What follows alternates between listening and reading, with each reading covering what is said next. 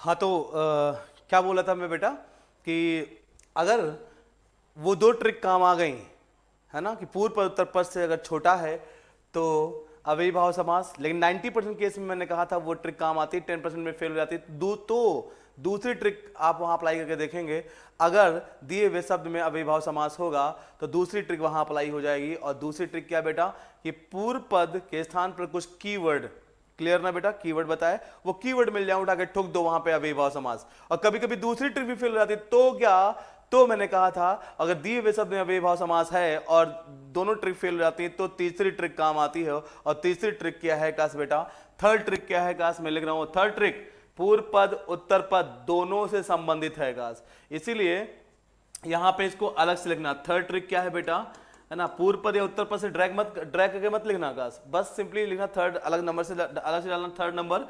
और तीसरी ट्रिक क्या है बेटा कि अगर पूर्व पद, कभी कभी होता है पहली ट्रिक और दूसरी ट्रिक फेल हो जाती है और दिए हुए शब्द में अव्ययी भाव समास ही होता है, तो ये ट्रिक काम आएगी कि बेटा क्लास कंफर्म है यही चीज वहां पर होगी, तभी उसमें अव्ययी भाव समास होगा। क्या कि पूर्व पद और उत्तर पद, जानते हो क्लास क्या बेटा, दोनों ही पूर्व पद और उत्तर पद दोनों क्या होंगे, सेम होंगे क्लास। पूर्व पद और उत्तर पद दोनों क्या होंगे, सेम होंगे। तो बस उठा के ठोक देना वहां पर अव्ययी भाव समास है। जरा इस पे एग्जांपल, बिल्कुल बेटा एग्जांपल, अगर इस पे एग्जांपल की बात काज करें हम, या देखें सब ठीक तो चल रहा है ना, हाँ सब ठीक चल रहा है, ऑल इज गुड। चलिए, तो अगर पूर्व पद उत्तर पद दोनों सेम हो, एग्जांपल की अगर बात काज करें, इस पे एग्जांपल दें, तो मान लो लिखा हुआ है क्लास यहां पे घर डैश घर, ठीक है ना, क्या लिखा हुआ है बेटा, घर डैश घर। एग्जामिनर ने ये शब्द दिया और इस शब्द में एग्जामिनर ने आपसे समास पूछ लिया, और आप क्या बताओगे, अब शब्द में समास पूछा है तो भैया इसका मतलब ये शब्द नहीं समासित शब्द होगा, इसका मतलब इसमें दो पद होंगे, पूर्व पद और उत्तर पद का। तो जब पूर्व पद उत्तर पद बताइए, पूर्व पद क्या है, घर, उत्तर मतलब पूर्व मतलब पहले का, उत्तर मतलब बाद का, पूर्व पद क्या है, घर, उत्तर पद भी क्या है, घर। तो पूर्व पद उत्तर पद दोनों क्या है बेटा, सेम है क्लास। भले यहां योजक चिन्ह लगा हुआ है, आपको पता है ना, ये यहां पे ये जो चिन्ह लगा है इसको बोलते हैं हम बेटा योजक विराम चिन्ह क्लास।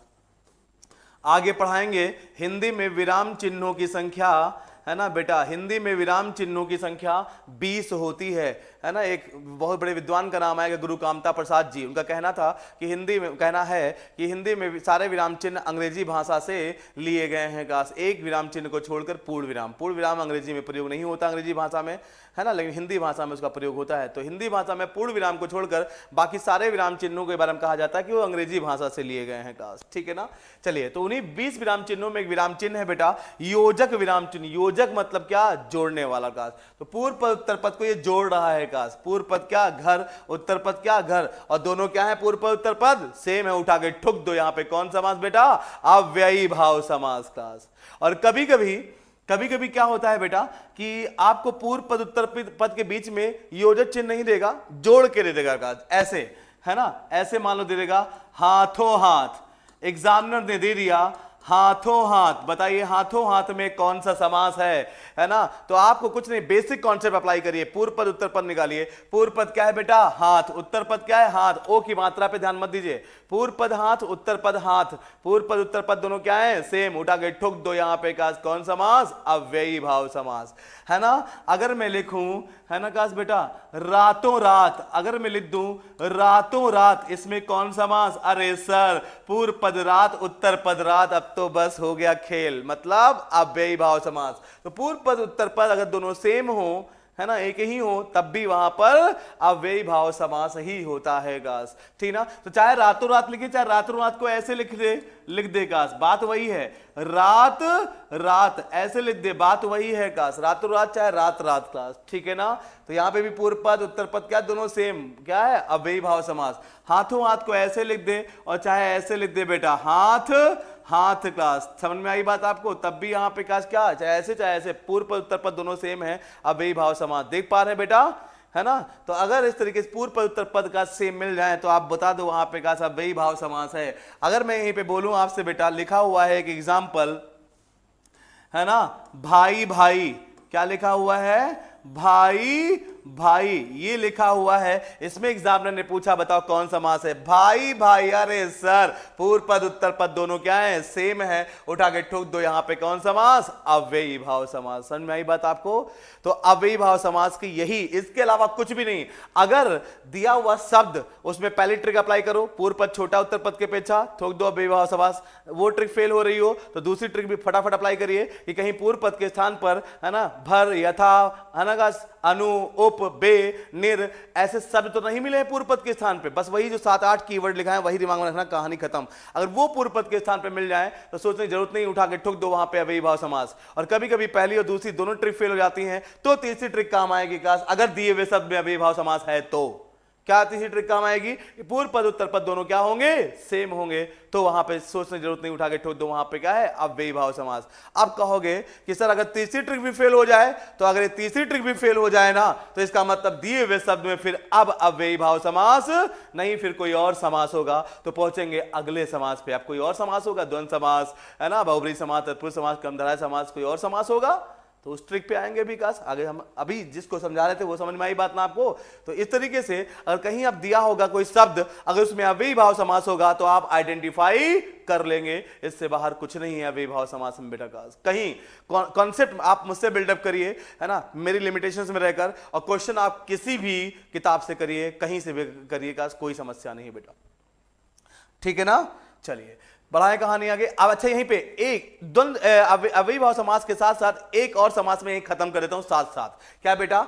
अव्ययी भाव समास में आपने थर्ड ट्रिक क्या पढ़ी, थर्ड ट्रिक जो पढ़ी है, इसी थर्ड ट्रिक से अगला एक समास है द्वंद्व समास, वो भी खत्म। देखिए थर्ड ट्रिक में क्या था, पूर्व पद उत्तर पद क्या हो, सेम हो, तो वहां पे क्या है, अव्ययी भाव समास। लेकिन अगर यहीं पे सुन लीजिए, द्वंद्व समास में अलग से पढ़ने की जरूरत नहीं, यहीं पे खत्म कहानी द्वंद्व समास की भी, कि अगर वहीं पे रात रात ना होता, लिखा होता मेरे दोस्तों क्या, रात डैश डैश मतलब योजक चिन्ह, क्या लगा लिखा होता, रात दिन, तो क्या है ये, इस शब्द में अगर कोई पूछे समास तो कहो भैया इस शब्द में समास क्या, पूर्व पद क्या, उत्तर पद क्या, पूर्व पद रात, उत्तर पद क्या, दिन, क्या दोनों पूर्व पद उत्तर पद दोनों सेम है क्या, दोनों सेम है क्या, क्या ट्रिक अप्लाई हो रही, पूर्व पद उत्तर पद दोनों सेम है क्या, रात यहां होता तब तो ठीक है, दिन यहां होता तब तो ठीक है, पूर्व पद उत्तर पद दोनों क्या है, डिफरेंट हैं, भिन्न है, बात समझ रहे हो ना।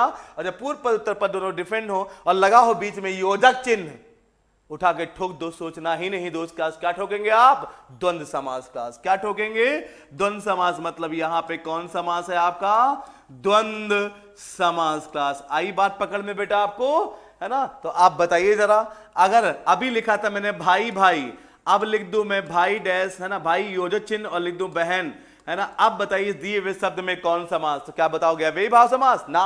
जब यहां भाई यहां भी भाई होता, या यहां बहन है यहां भी बहन होता, तब होता अव्ययी भाव समास, दोनों पूर्व पद उत्तर पद सेम होते तब। अभी क्या है, भाई और बहन दोनों क्या है ना, डिफरेंट है, पूर्व पद उत्तर पद दोनों क्या है, डिफरेंट।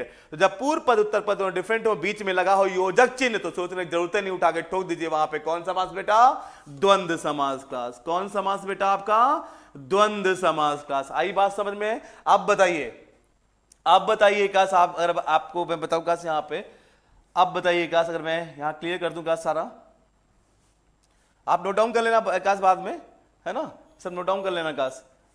तो अगर इतना बोलने के बाद चला खुद कुछ इरेज कर देता हूं मैं, कुछ पोर्शन क्लास, अगर कुछ पोर्शन इरेज कर दूं। अब देखिए काश, अगर मैं बोलूं यहां पे बेटा लिखा हुआ है, मान लीजिए काश, मान लीजिए लिखा हुआ है ऊंचा नीचा, तो बताइए इसमें कौन सा समास, क्या बताएंगे, पूर्व पद ऊंचा, उत्तर पद नीचा, बीच में लगा योजक चिन्ह, पूर्व पद उत्तर पद दोनों डिफरेंट है, भिन्न है, उठा के ठोक दो यहां द्वंद्व समास। अगर होता ऊंचा ऊंचा, नीचा नीचा, तो क्या होता, अव्ययी भाव समास। पकड़ में आ गई बात आपको। तो पूर्व पद उत्तर पद दोनों सेम तो अव्ययी भाव समास, और पूर्व पद उत्तर पद दोनों डिफरेंट हो और बीच में लगा है क्या, योजक चिन्ह, तो यही का क्या, यही बन जाएगा आपका द्वंद्व समास। और द्वंद्व समास में एक चीज और समझ लीजिए कि जो पूर्व पद उत्तर पद होते हैं ना, वो है ना, देखिए ऊंचा नीचा, ये पूर्व पद है, ये उत्तर पद है, यहां पे कौन समास है, द्वंद्व समास ना। तो द्वंद्व समास में पूर्व पद उत्तर पद ऊंचा और नीचा एक दूसरे के क्या होते हैं, पूरक होते हैं। धरती और आसमान एक दूसरे क्या होते हैं, पूरक। पति और पत्नी एक दूसरे क्या होते हैं, पूरक, है ना।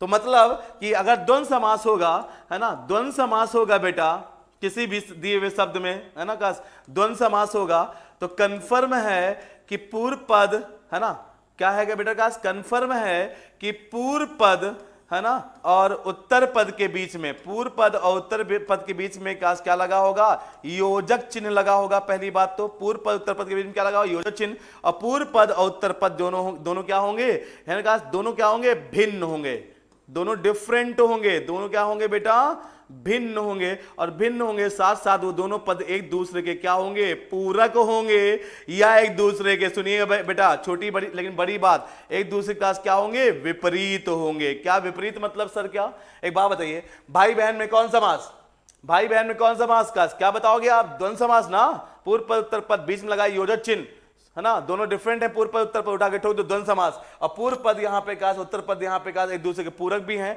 या ऐसे नहीं समझ में आ रहा तो ऐसे समझ लो, भाई मतलब मेल, बहन मतलब फीमेल, मेल और फीमेल एक दूसरे क्या होते हैं, विपरीत होते हैं। क्लास समझ में आई बात आपको, ऊंचा नीचा, ऊंचा नीचा एक दूसरे के विपरीत होते हैं। लिख दिया जाए बेटा क्लास क्या, धरती आसमान। क्लास धरती आसमान, यहाँ पे कौन सा मास, तो क्या बताएंगे, पूर्व पद उत्तर पद दोनों डिफरेंट हैं, और पूर्व पद उत्तर पद के बीच में लगा योजक चिन्ह, और पूर्व पद उत्तर पद एक दूसरे के पूरक भी हैं, और पूर्व पद उत्तर पद एक दूसरे के विपरीत भी हैं। धरती नीचे और आसमान ऊपर। का समझ में आई बात आपको, है ना। तो हमेशा द्वंद्व समास में जो पूर्व पद और उत्तर पद होंगे एक दूसरे के पूरक होंगे या तो विपरीत होंगे। क्लास हालांकि इतना जानने की जरूरत नहीं है, बस अगर सब दिया है पूर्व पद उत्तर पद के बीच में योजक चिन्ह लगा है और पूर्व पद उत्तर पद दोनों भिन्न है, उठा के ठुक दो, वहां पे कौन समास बेटा, द्वंद्व समास। क्लास अगर पूर्व पद उत्तर पद दोनों सेम है और बीच में योजक चिन्ह लगा है, भाई भाई बीच में योजक चिन्ह, तो क्या बताओगे आप, अव्ययी भाव समास। समझ में आई बात आपको।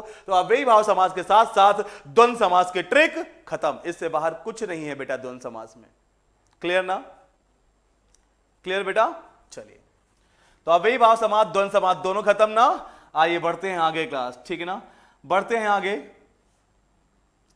है ना। अव्ययी भाव समास के बाद आगे बढ़े, है ना, ये कीवर्ड तो मैंने यहां भी लिख दिए हैं, आप देख सकते हैं काश, है ना। दूसरी जो ट्रिक बताई थी मैंने अव्ययी भाव समास की, उसके लिए कीवर्ड है काश, है ना। तो अव्ययी भाव समास में 3 ट्रिक बताई, और तीसरी ट्रिक से मैंने द्वंद्व समास भी समझा दिया। द्वंद्व समास भी इससे बाहर कुछ नहीं है काश बेटा, ठीक ना। तो अव्ययी भाव समास के साथ द्वंद्व समास भी खत्म है। का देखिए, भाई बहन, भाई बहन में कौन समास, द्वंद्व समास। पृथ्वी आकाश कौन समास, ऊंचा नीचा कौन समास, अव्ययी भाव समास। काश अभी मैं कॉन्सेप्ट बिल्डअप कर रहा हूं, क्वेश्चंस भी काश करा देंगे, क्वेश्चन की सीरीज लेकर आएंगे पूरी काश, वो भी करवा देंगे। कॉन्सेप्ट बिल्डअप कर लीजिए, क्वेश्चन कहीं से मर्जी आए वहां से करिए काश, कोई समस्या ही नहीं है, ठीक ना।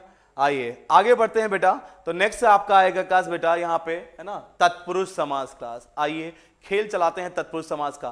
तो तत्पुरुष समास की कहानी स्टार्ट करें हम, अगर तत्पुरुष समास की कहानी स्टार्ट करें बेटा हम यहां पर, तो देखिएगा, ध्यान से देखिएगा बेटा। अगर तत्पुरुष समास की कहानी स्टार्ट की जाए तो कहा जाता है ना, यहां भी क्या दिया होगा भाई, तत्पुरुष समास में भी क्या दिया क्या होगा, अव्ययी भाव समास पहचान लोगे ना, द्वंद्व समास पहचान लोगे ना। अब यहां पे भी क्या है, दिया क्या होगा, शब्द ही तो दिया होगा बेटा, शब्द दिया होगा। उस शब्द में क्या पूछेगा एग्जामिनर आपसे कि उस शब्द में क्या बताइए कौन सा समास है, यही तो पूछेगा। दिए हुए शब्द में क्या पूछेगा, समास पहचानिएगा। तो भैया अब दिए हुए शब्द में अव्ययी भाव समास पहचाना आ गया, द्वंद्व समास पहचाना सीख गए। अब आपको पहचाना सिखा रहा हूं क्या, तत्पुरुष समास। अगर दिए हुए शब्द में तत्पुरुष समास होगा तो कैसे पहचानेंगे। जो पढ़ चुके हैं दिमाग से हटाइए, जो आगे पढ़ने वाले हैं उनकी अभी बात नहीं करेंगे। जिस समास को पहचानना सिखा रहे हैं दिमाग वहीं रखना। तो अब आपको तत्पुरुष समास दिए हुए शब्द में पहचानना सिखाने जा रहा हूं। तो सुनिए, अगर तत्पुरुष समास पहचानना है दिए हुए शब्द में तो बहुत ध्यान सुनना बेटा, कि अगर शब्द दिया है तो वो शब्द, इतना तो कंफर्म है कि वो शब्द नहीं बेटा, क्या है बेटा, समासिक शब्द है। और समासिक शब्द है तो इसका मतलब है ना, उसमें 2 पद होंगे, पूर्व पद होगा और उत्तर पद होगा। क्या होगा, पूर्व पद होगा और उत्तर पद होगा। इतना तो क्लास क्लियर है ना, ठीक ना। जो शब्द दिया होगा उसमें पूर्व पद उत्तर पद हो गया। और इसी दिए हुए शब्द में पूर्व पद उत्तर पद को देखकर अभी मैंने आपको, है ना, अव्ययी भाव समास और द्वंद्व समास पहचान सिखाया। अब तत्पुरुष समास की बारी है ना। सब भूल जाइए, तत्पुरुष समास कैसे पहचानेंगे ये देखिए। तो अगर दिए हुए शब्द में तत्पुरुष समास की अगर पहचान करने की बात करूं तो सुनिएगा बेटा, तत्पुरुष समास की, है ना, सुनना बेटा, तत्पुरुष समास की पूरी ट्रिक, ये तत्पुरुष समास का पूरा रूल मेरे दोस्तों, तत्पुरुष समास की पूरी ट्रिक या पूरा कॉन्सेप्ट का या पूरा रूल, है ना, जानते हो किस पर निर्भर करता है मेरे दोस्तों, इन पर। किन पर बेटा, कारक पे। इंग्लिश में केस बोलते हैं। अब कारक क्या बला है ये अगर थोड़ा बहुत बता पाऊं आपको, तभी मैं आपको तत्पुरुष समास है ना समझा पाऊंगा गास, वरना बेकार है गास। अगर बगैर कारक के तत्पुरुष समास कोई समझा दे तो वो रटाने वाली बात हो गई गास। तो इसलिए तत्पुरुष समास की पूरी ट्रिक किस पे डिपेंडेंट है बेटा, कारक पे। तो अगर कारक को हल्का समझाओ तो पहले कारक समझ लो, फिर जैसे कारक समझ जाओगे तत्पुरुष समास की ट्रिक अपने आप खत्म बेटा गास। तो आइए कारक को हल्का समझाऊंगा। तो कारक अगर समझाऊं तो सबसे पहले इसकी डेफिनेशन की बात करूं। कारक समझ लीजिए, तत्पुरुष समास अपने आप खत्म हो जाए, क्योंकि तत्पुरुष समास की पूरी ट्रिक कारक पे डिपेंडेंट है, कारक पर निर्भर है काज। तो कारक क्या होते हैं, अगर डेफिनेशन की बात करें, डेफिनेशन मतलब काज क्या, मेरा मतलब किससे है, कॉन्सेप्ट से। ये नहीं कि मैं लिखा दूं डेफिनेशन और रट लो अपना कॉन्सेप्ट की बला क्या है कारक, हिंदी भाषा में इसका प्रयोग किया है भाषा के अंदर कारक का, सुनिएगा। तो अगर मैं समझाऊं पहले काज कॉन्सेप्ट को, तो सुनिएगा। अगर कारक का मैं सबसे पहले आपको कॉन्सेप्ट समझाने की कोशिश करूं तो आपको पता है सबसे पहले मैं लिखूंगा इसका शाब्दिक अर्थ क्लास। क्या लिखूंगा बेटा, शाब्दिक अर्थ। तो कारक का शब्द का अगर शाब्दिक अर्थ लिखा जाए तो इसका शाब्दिक अर्थ होता है मेरे दोस्तों, है ना का, जोड़ने वाले या संबंध स्थापित करने वाले, संबंध स्थापित करने वाले। क्या, संबंध स्थापित करने वाले क्या बेटा, शब्द का। कारक क्या है बेटा, संबंध स्थापित करने वाले। सब किताबों में कहीं नहीं मिलेगा, मैं जो बोल रहा हूं सुनिए ध्यान से इसको। कारक का शाब्दिक अर्थ क्या होता है ना, संबंध स्थापित करने वाले शब्द का। अब ध्यान सुनिएगा, है ना, कैसे कॉन्सेप्ट बिल्डअप करूंगा, ध्यान से सुनना का इस चीज को। अगर कारक का कॉन्सेप्ट में समझाने की कोशिश करूं आपको, अगर कारक का कॉन्सेप्ट में आपको समझाने की कोशिश करूं, ठीक है ना, तो देखिएगा, है ना, अगर मैं लिखूं यहां पे, देखिए कुछ सेंटेंस, कुछ वाक्य लिख रहा हूं मैं, का ध्यान सुनिएगा। अगर मैं एक वाक्य लिखूं, देखिए का लिखा हुआ है ना, मोहन, वाक्य मतलब क्या, दो या दो से अधिक शब्दों का समूह ना। एक वाक्य लिखा मैंने, मोहन है ना ने खाना खाया, मोहन ने खाना खाया। कारक को समझाने की बात कर रहा हूं, कारक है क्या, मोहन ने खाना खाया। दूसरा लिख दिया मैंने का, मोहन ने खाया, मोहन ने खाया। ये दो सेंटेंस आपके सामने लिख दिया, मोहन ने खाना खाया, मोहन और मोहन ने खाया, ये दो सेंटेंस। इन दोनों वाक्यों को ध्यान से देखिएगा बेटा का, है ना। और है ना ध्यान, अगर यहां पे मैं बात करूं का, तो मोहन ने खाना खाया में अगर थोड़ा आइडिया दूं तो वाक्य के बारे में थोड़ा सा आइडिया आपको होना चाहिए काश। अगर अगर आपको कारक के बारे में समझाने की कोशिश करूं तो आपके सामने यहां क्या लिखा मैंने, ये दो वाक्य, इन दो वाक्यों के थ्रू मैं कारक का कॉन्सेप्ट आपके दिमाग में बिल्डअप करने की कोशिश कर रहा हूं। तो पहले वाक्य के बारे में बेसिक बात बता दूं मैं आपको, हल्का सा सुनिएगा।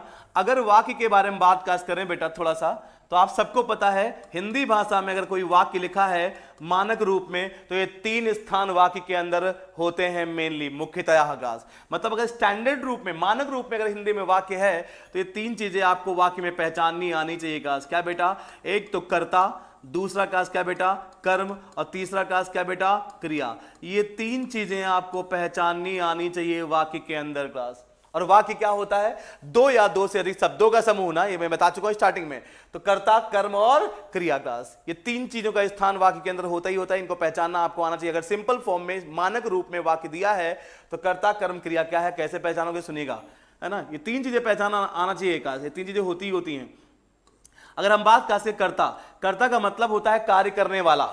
सबको पता है, जैसे आपके घर में आपके कर्ता धर्ता कौन होंगे, पापा, ग्रैंडफादर या मम्मी, जो भी है ना, उनका सारा कार्यभार उनके कंधों पे निर्भर होगा, तो वही कर्ता धर्ता है आपके घर के। ऐसे वाक्य, हिंदी में कोई वाक्य दिया होगा तो वाक्य में आपको पहचानना होगा कर्ता कौन। तो वाक्य पढ़ के हिंदी भाषी देश से बिलोंग करते हैं, हिंदी भाषी राज्य से बिलोंग करते हैं, इतना आइडिया हमको और आपको सबको है बेटा कि अगर वाक्य दिया हो तो उसमें वाक्य को पढ़कर हम इतना अंदाजा लगा ही लेते हैं कि कौन पूरा कार्य कर रहा है। तो जो वाक्य पढ़कर आपको लगे जो पूरा कार्य कर रहा है वाक्य के अंदर, वही होगा क्या, कर्ता। कर्ता का मतलब होता है मेरे दोस्तों क्लास क्या, कार्य करने वाला।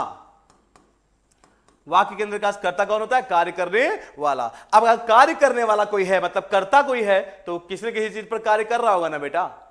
और मतलब कर्ता किसी न किसी चीज पर कार्य कर, जैसे इस समय मैं कार्य कर रहा हूं आपकी क्लास पे आपको पढ़ाने का, आप कोई काम कर रहे होगे तो इस समय कोई ना कोई कार्य, किसी न किसी चीज पर कार्य कर रहे होगे ना, मेरी वीडियो देखने का या जो भी है ना।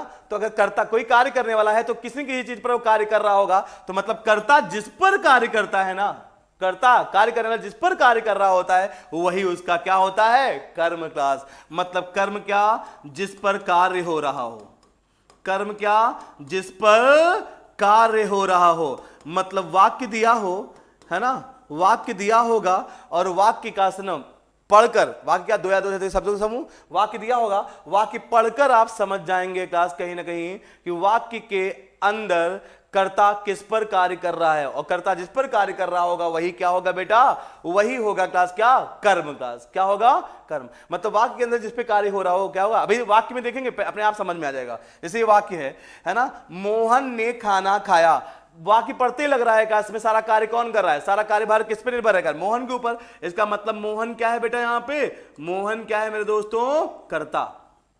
मोहन क्या है, कर्ता। सारा कार्य कौन कर रहा है, मोहन कर रहा है ना।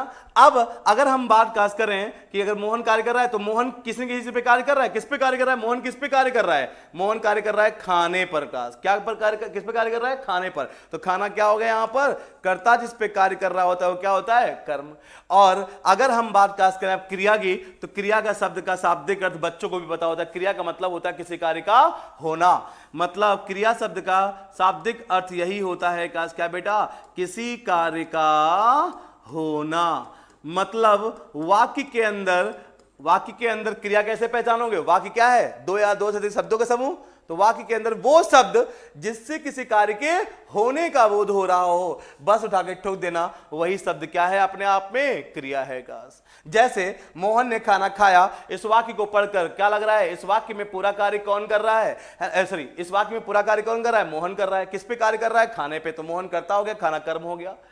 और जब आपने पढ़ा खाया तो लग रहा है कोई कार्य हो रहा है, मोहन पढ़ते नहीं लग रहा था, है ना, खाना पढ़ के नहीं लग रहा था कोई कार्य हो रहा है। जब खाया पढ़ा तो लग रहा है, दिमाग बड़ा कर पा रहे हो ना, जब खाया पढ़ा तो लग रहा है कि हां कोई कार्य हो रहा है। क्लास मतलब यहां पे खाया शब्द क्या है बेटा, क्रिया है। क्लास आई बात समझ में। तो इस तरीके से वाक्य के अंदर कर्ता कर्म क्रिया पहचान लोगे ना बेटा। दूसरा वाक्य मोहन ने खाया, यहां पे कहा वाक्य में मोहन क्या है, पूरा कार्य कौन कर रहा है बेटा, मोहन। तो मोहन क्या हो गया यहां पे, कर्ता। का क्या हो गया, कर्ता। मोहन किस पे कार्य कर रहा है बेटा, मोहन किस पे कार्य कर रहा है वो नहीं दिया हुआ है यहां पर, है ना, वो नहीं दिया हुआ है यहां पे। काश मोहन किस पे कार्य कर रहा है नहीं दिया, मतलब कर्म गायब है इस वाक्य में, कोई दिक्कत नहीं, कर्म गायब है ना। लेकिन आपने आगे पढ़ा क्या, खाया, तो खाया शब्द पढ़ के लग रहा है कोई कार्य हो रहा है। इसका मतलब यहां पे खाया शब्द क्या है बेटा, क्रिया। क्लियर ना। तो है ना, कर्ता और यहां पे क्या, क्रिया। तो वाक्य, और यहां पे इस वाक्य में क्या है, कर्म नहीं है बस, है ना, इस वाक्य में कर्म नहीं है और इस वाक्य में कर्म है, ठीक ना। तो अगर इसके ऊपर भी बात होगी आगे डिटेल में, काश कर्म नहीं है तो अकर्मक वाक्य, कर्म है तो सकर्मक वाक्य, बात करेंगे आगे। अभी बस ध्यान देना कि इस वाक्य में कर्म है, इस वाक्य में कर्म नहीं है ना। तो वाक्य में अगर कर्म होता है तो क्या बोलते हैं, कर्म के साथ वाक्य, मतलब सकर्मक वाक्य। और कर्म में अगर वाक्य में कर्म नहीं होता है तो कर्म के बगैर वाक्य, मतलब अकर्मक वाक्य। अकर्मक, मतलब बगैर, किसके, कर्म के बगैर, क्या वाक्य, कौन सा, ये वाला। इस वाक्य में कर्म नहीं है तो इसको अकर्मक वाक्य कहेंगे। इस वाक्य में कर्म है ना, कर्ता इस पे काम कर रहा है, वो दिया हुआ है, इसका मतलब ये वाक्य कैसा है, सकर्मक वाक्य। कई बार ये क्वेश्चन पूछ लेता है, 4 वाक्य दिए होंगे ऑप्शन में आपको, और कहेगा इन चारों वाक्यों को पढ़कर बताइए कौन सा इसमें से अकर्मक वाक्य है, कौन सा नहीं है, कौन सा सकर्मक वाक्य है, कौन सा नहीं है। क्लास सर में आई बात आपको बेटा, ठीक है ना। तो ये है ना, तो ये यहां पे क्या हो गया, कर्ता क्रिया कर्म पहचानना आ जाएगा। कैसे आपको कर लोगे, कोई दिक्कत नहीं। अब वाक्य में कर्ता कर्म क्रिया पहचानना क्यों सिखा दिया मैंने, कारक समझाना है मुझे। कारक क्यों समझाना है, तत्पुरुष समास समझाना है मुझे आपको, ठीक है ना। भले आज मैं अभी इस क्लास में कारक समझा दूं पूरा, है ना, जितना बोल रहा हूं, और पूरा कंप्लीट पैकेज मिलेगा आपको समास का, है ना, पूरी वीडियो का साथ में कंप्लीट आप देख लोगे, पूरा कंप्लीट संपूर्ण समास आपको मिलेगा। तो अगर बात क्लास करें कारक, अब कारक क्या समझना है तो कैसे समझाएंगे बेटा, कि देखिए मोहन तो क्या है, कर्ता, खाया क्या है, क्रिया। इस वाक्य में यहां पे कर्ता, यहां पे खाना क्या है, कर्म है, खाया क्या है, क्रिया। अगर इस वाक्य में बात करें यहां पे कर्म है, यहां कर्म नहीं है, लेकिन यहां पे ये सब देखो, ने यहां पे भी है और ने यहां पर भी है, मतलब कर्म देखो, यहां कर्म है, यहां कर्म नहीं है ना, लेकिन ने यहां पर भी है, ने यहां पर भी है। ये भी वाक्य शुद्ध है, ये भी वाक्य लॉजिकल शुद्ध है। मोहन ने खाया, बिल्कुल सही वाक्य है। मोहन ने खाना खाया, बिल्कुल सही वाक्य है। कोई गड़बड़ी तो नहीं हुई ना, बस फर्क है, यहां फर्क क्या है, यहां कर्म है, यहां कर्म नहीं है। तो मतलब क्या बेटा, का हम आपको बोलना चाह रहे हैं, यहां पे जो क्या मोहन क्या है, करता है, खाया क्या है, क्रिया है। जो ने है ना, यही है मेरे दोस्तों क्या? कारक। यही है क्या? कारक। तो ने कर क्या रहा है ये समझ लो, वही समझाने की कोशिश कर रहा हूं। वही है कारक की परिभाषा, वही है कारक का कॉन्सेप्ट, वही है कारक का यूज भाषा के अंदर। तो क्या कर रहा है यहां ने क्या कर रहा है? अगर ने यहां से हटा दो बेटा, मोहन ने खाया, ने हटा दो मोहन खाया, ने हटा दो मोहन खाया, वाक्य इलॉजिकल लग रहा है, अशुद्ध लग रहा है ना, कुछ अधूरा लग रहा है। मोहन खाया नहीं, मोहन ने, जब ने लगाया तो वाक्य आपका सही लग रहा है कि हाँ मोहन ने खाया। सिर्फ मोहन खाया लिख दोगे, मोहन खाया, तो ये वाक्य क्या है? अशुद्ध है, इलॉजिकल है, कुछ अधूरा है। क्या अधूरा है? बीच में ने लगना चाहिए, तब मोहन और खाया के बीच में संबंध अच्छे से स्थापित हो पाएगा। मतलब ने क्या कर रहा है यहां पर बीच में लगकर? मोहन और खाया के बीच में संबंध स्थापित कर रहा है काश आर्य भाषण में, ताकि वाक्य शुद्ध हो सके, वाक्य सही हो सके, भाषा प्रभावी हो सके। तो ने क्या कर रहा है ना? मोहन क्या है? कर्ता। मोहन का संबंध किससे? मतलब कर्ता का संबंध किससे बेटा? क्रिया से स्थापित कर रहा है का कौन सा शब्द? ने। क्योंकि यहां ने हटाओ तो मोहन खाया हो जाएगा, वाक्य गलत हो जाएगा, इलॉजिकल हो जाएगा, अशुद्ध हो जाएगा। ने लगेगा तभी वाक्य प्रॉपर है। इसका मतलब ने क्या कर रहा है ना? मोहन का संबंध क्रिया से प्रॉपर तरीके से है ना स्थापित कर रहा है। तो यही है कारक का कॉन्सेप्ट का। ये ने क्या है? कारक। तो कारक का यही कॉन्सेप्ट है क्या? कि वाक्य के अंदर वो शब्द जो कर्ता का संबंध सीधे क्रिया से स्थापित करते हैं उन्हीं को कारक कहते हैं मेरे दोस्त। का एग्जाम्पल के थ्रू कारक का कॉन्सेप्ट मैंने आपके दिमाग में बिल्डअप करने की कोशिश की है। क्लियर ना बेटा? ठीक है ना? देखिए यहां खाना कर्म था, कर्म हो चाहे ना हो फर्क नहीं पड़ता। देखो कर्म यहां था, यहां कर्म नहीं है, लेकिन ने को कोई फर्क नहीं पड़ा। ने को कोई फर्क पड़ा कर्म से? कर्म के होने से, कर्म के ना होने से कोई फर्क नहीं है। मतलब ने का अगर ने का संबंध कर्म से होता तो इस वाक्य में तो कर्म था, इस वाक्य में कर्म नहीं है, तो इस वाक्य में कर्म हटा दिया गया। तो अगर ने का संबंध कर्म से होता तो ये वाक्य है ना, कर्म हटाने के बाद ने का संबंध कर्म से होता तो ये वाक्य गड़बड़ाता ना। ने का संबंध अगर कर्म से होता, इसका मतलब ने का संबंध कर्म से नहीं है। ने का संबंध का कर्म से नहीं तो किससे है? कर्ता और क्रिया से। तो वाक्य के अंदर वो शब्द जो कर्ता का संबंध सीधे क्रिया से स्थापित करते हैं कारक कहलाते हैं क्लास। क्लियर ना? तो ये डेफिनेशन लिख भी सकते हैं आप। तो अगर कारक का बेसिक कॉन्सेप्ट समझ में आ गया है तो इतना चिल्लाने के बाद है ना, अगर मैं आपको थोड़ा कारक के बारे में, अब वाक्य के अंदर कर्ता कर्म क्रिया पहचान लोगे ना, और बाकी क्लास आपको है ना कारक के बारे में और क्या जानना है क्लास। इतना जानने के बाद कारक की परिभाषा क्लास क्लियर, कॉन्सेप्ट क्लियर। अब आइए आगे बढ़े, concept clear, definition class clear. तो आगे बढ़ेगा तो किसकी बात करेंगे हम बेटा? यहाँ पे भेदों की बात करेंगे। और कारक के 8 भेद होते हैं बेटा। कितने भेद होते हैं? 8 भेद होते हैं क्लास। आइए बात करते हैं उन 8 भेदों की क्लास। कई बार तो ये पूछ लेता कारक कितने भेद होते हैं? 8। और 8वें भेद का नाम लिखूंगा तो आपको पता ही होगा क्लास ना, बचपन से आपने पढ़ा भी होगा, नहीं पढ़ा तो अब देख लेते हैं क्लास 8 कारक को। 1 2 3 4 5 6 7, एक यहीं बीच में देता हूं 8 क्लास, ठीक ना। आइए सबसे पहला है मेरे दोस्तों क्लास, नाम है उसका कर्ता कारक। बहुत ध्यान सुनिएगा, कर्ता और कारक अपने आप में एक अलग टॉपिक है, लेकिन तत्पुरुष समास की ट्रिक समझाने के लिए कारक समझाना ही पड़ेगा। इसलिए तत्पुरुष समास पढ़ाते पढ़ाते कारक भी खत्म हो जाएगा, ठीक ना। और कारक के ऊपर भी क्वेश्चन अलग से आते हैं, कैसे आते हैं वो सब खत्म कर लेंगे यहां पर। और फिर कारक खत्म करते ही तत्पुरुष समास खत्म हो जाएगा, अपने आप समझ में आ जाएगा। आइए कर्ता कारक क्लास। कर्ता कारक के बाद नेक्स्ट क्लास है आपका करण कारक। कौन सा बेटा? करण कारक। नेक्स्ट कर्ता के बाद करण, नेक्स्ट क्लास है आपका है कर्ता के बाद नेक्स्ट कर्म है। कर्ता के बाद नेक्स्ट क्लास क्या है बेटा? कर्ता कारक के बाद नेक्स्ट क्लास क्या है आपका? कर्ता कारक के बाद नेक्स्ट है कर्म कारक क्लास। कर्म कारक, कर्ता कारक, कर्म कारक। कर्ता ने कर्म को करण से, बचपन पढ़ा होगा ना कर्म कारक। फिर है करण कारक क्लास। फिर क्या है बेटा? करण कारक। कर्ता ने कर्म को करण से, है ना, करण याद हो गया तो करण से अधिकरण याद हो जाएगा, करण से अधिकरण याद हो जाएगा, अधिकरण कारक क्लास, ठीक है ना। उसके बाद अगर संप्रदान कारक याद कर लो, अगर संप्रदान याद कर लो, है ना, संप्रदान कारक, तो संप्रदान से अपादान याद हो जाएगा। सिमिलर टोन पे है ना, संप्रदान अपादान, करण अधिकरण। बात पकड़ पा रहे हो ना। और फिर अगर आप याद कर लो मेरे दोस्तों संबंध कारक, क्या याद कर लो बेटा? संबंध कारक याद कर लो। तो संबंध कारक से अगला याद हो जाएगा क्लास क्या? संबोधन कारक। क्या याद हो जाएगा? संबोधन कारक। याद के तरीका क्या है? कर्ता ने कर्म को करण से, बचपन से याद है, इतना तो स्कूल लेवल से याद होगा, करण तक याद है, करण से अधिकरण याद हो जाएगा।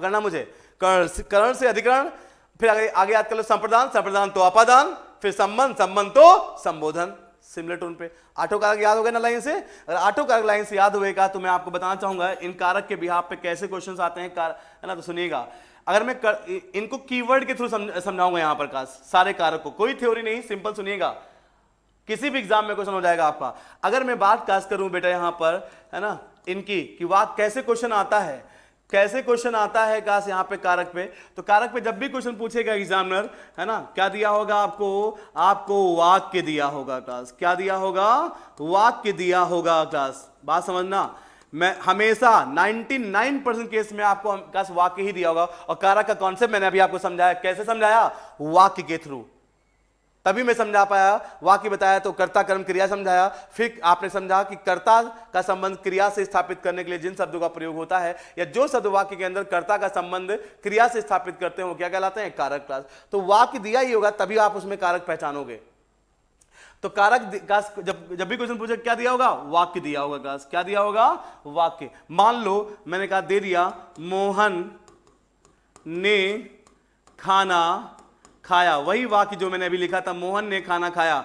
इस वाक्य को दिया, एग्जामिनर ने कहा कि इस वाक्य को पढ़कर बताएं इस वाक्य में कौन सा कारक प्रयोग हुआ है ना? तो अभी इनको पढ़ा दूंगा तो अपने आप आइडेंटिफाई कर लोगे इसमें कौन सा कारक है क्लास, ये कौन सा शब्द कारक है, ये तो सब पहचान लेंगे। ने क्या यहाँ पे कारक है, कौन सा कारक है देखते हैं। आइए, तो अगर बात कास्ट करें बेटा यहाँ पे हम कर्ता कारक की कास्ट, तो अगर वाक्य में वाक्य दिया होगा तो वाक्य में अगर कर्ता कारक का प्रयोग हुआ होगा ना, तो 100% ध्यान देना क्या कीवर्ड मिलेगा वाक्य में, वाक्य में मिल जाएगा क्लास क्या, है ना, ने। क्लास क्या मिल जाएगा वाक्य में, ने। बस यही एक ध्यान रखना है, अगर वाक्य में ने मिल जाए, है ना, और कारक की बात की जा रही हो तो उठा के ठोक देना क्लास कौन सा कारक वहां पे है, कर्ता कारक। तो मोहन ने खाना खाया, ने क्या है, ने क्या है, कारक है। कौन सा कारक बेटा, कर्ता कारक। ये तो बचपन से पता है, कर्ता ने कर्म को, है ना, कर्म कारक में क्लास क्या मिलेगा आपको, को मिल जाएगा, ठीक ना।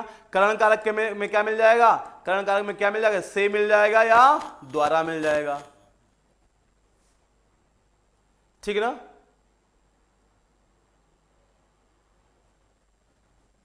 ठीक है ना। तो कर्ता ने कर्म को करण, कर्ता ने कर्म को करण से, ये बचपन से पढ़ते हैं ना, कर्ता ने कर्म को करण से, है ना। तो ये ने मिल जाए, को मिल जाए, से मिल जाए, तो ये तो बचपन से पता है क्लास, है ना। इनमें तीनों में कोई दिक्कत नहीं है। अभी मैं एक वाक्य लिख दूं इतना बोलने के बाद, लिखा हुआ है मान लो मोहन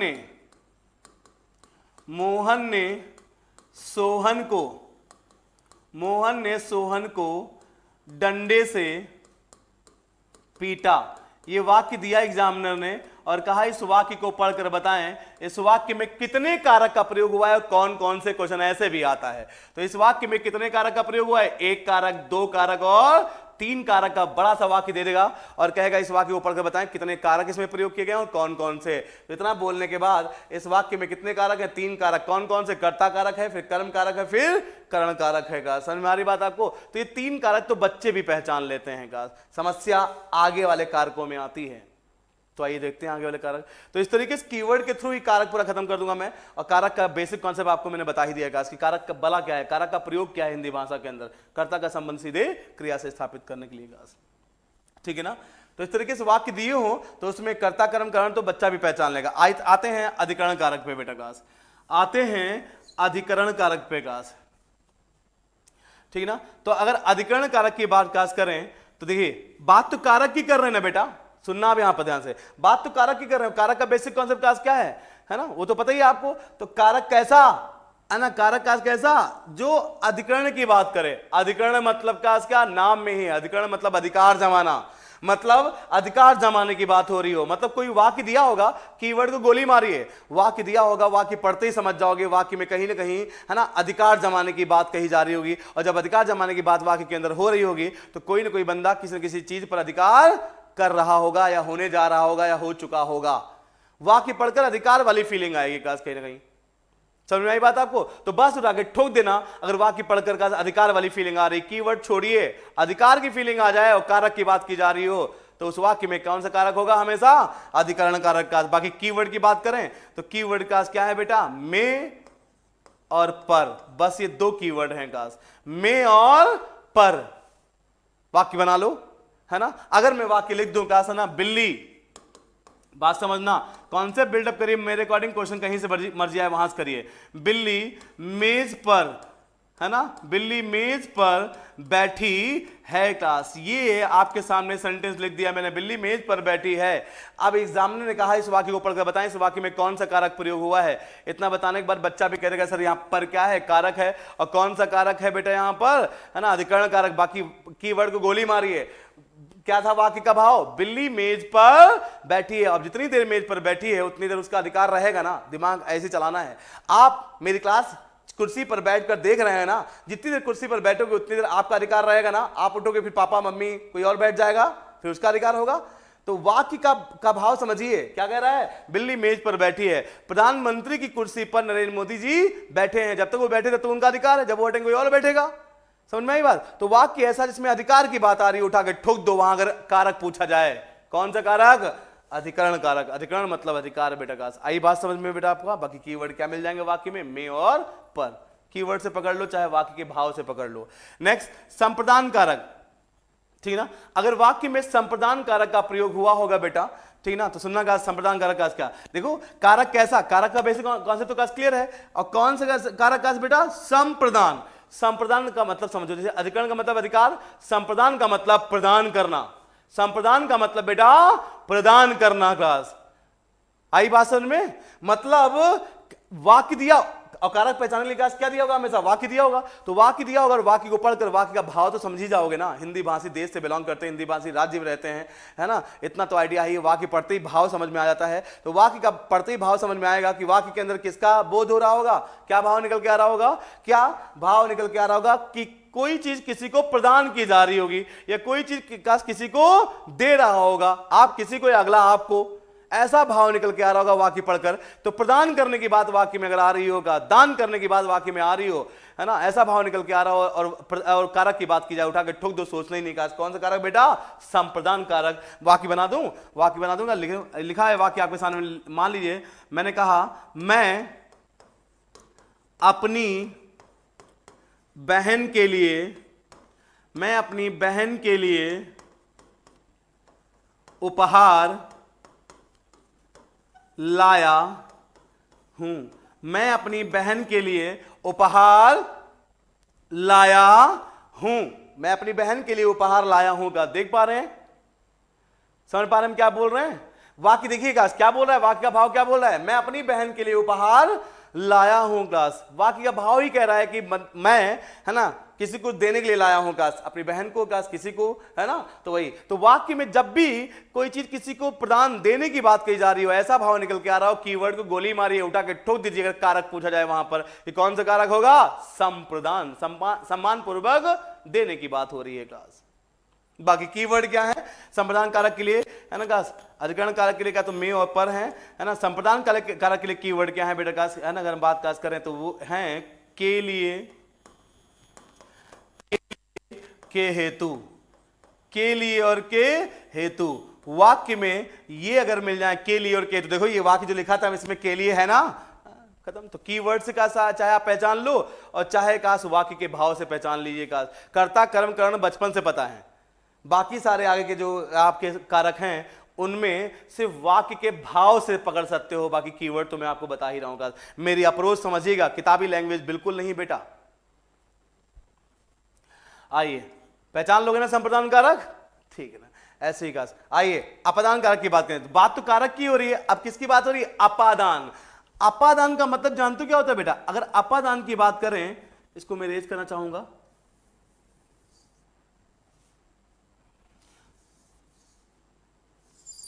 अगर मैं अपादान की बात करूं तो अपादान शब्द का मैं अर्थ बताऊं तो इसका अर्थ होता है मेरे दोस्तों क्लास क्या, अलगाव। अपादान शब्द का अर्थ ही होता है क्या, अलगाव। अपादान अलग होने की स्थिति का बोध हो रहा हो, और जब अलगाव हो रहा होगा तब भी तो कोई दो ऑब्जेक्ट तो होंगे जो एक दूसरे से अलग हो रहे होंगे, कोई दो चीजें होंगी जो एक दूसरे से अलग हो रही होंगी। तो वाक्य लिखा होगा और वाक्य में आपको अलगाव का बोध हो रहा होगा, कोई दो चीजें आप एक दूसरे से अलग हो रही होंगी, है ना। और कारक की बात की जाए तो सोचने की जरूरत नहीं, उठा के ठोक दो वहां पे क्लास क्या, अपादान कारक क्लास, है ना। एग्जाम्पल लिखूं क्लास, एग्जाम्पल क्या है, अगर मैं लिखूं वही एग्जाम्पल जो अक्सर किताबों में और हर जगह में आपको देखने को मिल जाता है, पेड़ से पत्ते गिरते हैं। क्या बोलेंगे बेटा? पेड़ से पत्ते गिरते हैं, पेड़ से पत्ते गिरते हैं। वाक्य का भाव क्या कह रहा है? वाक्य का भाव कह रहा है कि पेड़ से पत्ते गिरते हैं, पेड़ पत्ते, दो ऑब्जेक्ट एक दूसरे से अलग हो रहे हैं, अलगाव की स्थिति का बोध हो रहा है। तो वाक्य में अगर अलगाव की स्थिति का बोध हो रहा है और कारक पूछा जाए तो आप सोचना नहीं, उठा के ठोक दो बेटा वहां पे। कौन सा कारक है बेटा? अपादान कारक का। बाकी कीवर्ड क्या है? अपादान कारक के लिए कीवर्ड भी क्या है? से। लेकिन से किस कंडीशन में? अलगाव की स्थिति में। क्लास किस कंडीशन में? अलगाव की स्थिति में, क्योंकि से का प्रयोग करण कारक में भी होता है, लेकिन करण कारक में से का प्रयोग होता है धारण करने की स्थिति में। क्लास किस स्थिति में बेटा? धारण करने की स्थिति में का। जैसे मैंने कहा था ना, है ना, मोहन ने सोहन को डंडे से पीटा, से यहां आया ना, यहां क्या है? करण कारक। क्यों? किससे पीटा? डंडे से। और डंडा कहां होगा? हाथ में। हाथ में धारण करके रखा होगा क्लास डंडा उसने, नहीं है ना। तो यहां पे का से का प्रयोग का किसके लिए हुआ है? धारण करने के लिए। तो जब से का प्रयोग धारण कर, या एक चीज पर ध्यान रखना कि अगर से का प्रयोग वाक्य में अलगाव की स्थिति का बोध कराने के लिए हुआ है तो अपादान कारक है। बाकी हर कंडीशन में से में कौन सा कारक है? करण कारक। क्लास क्लियर है बेटा?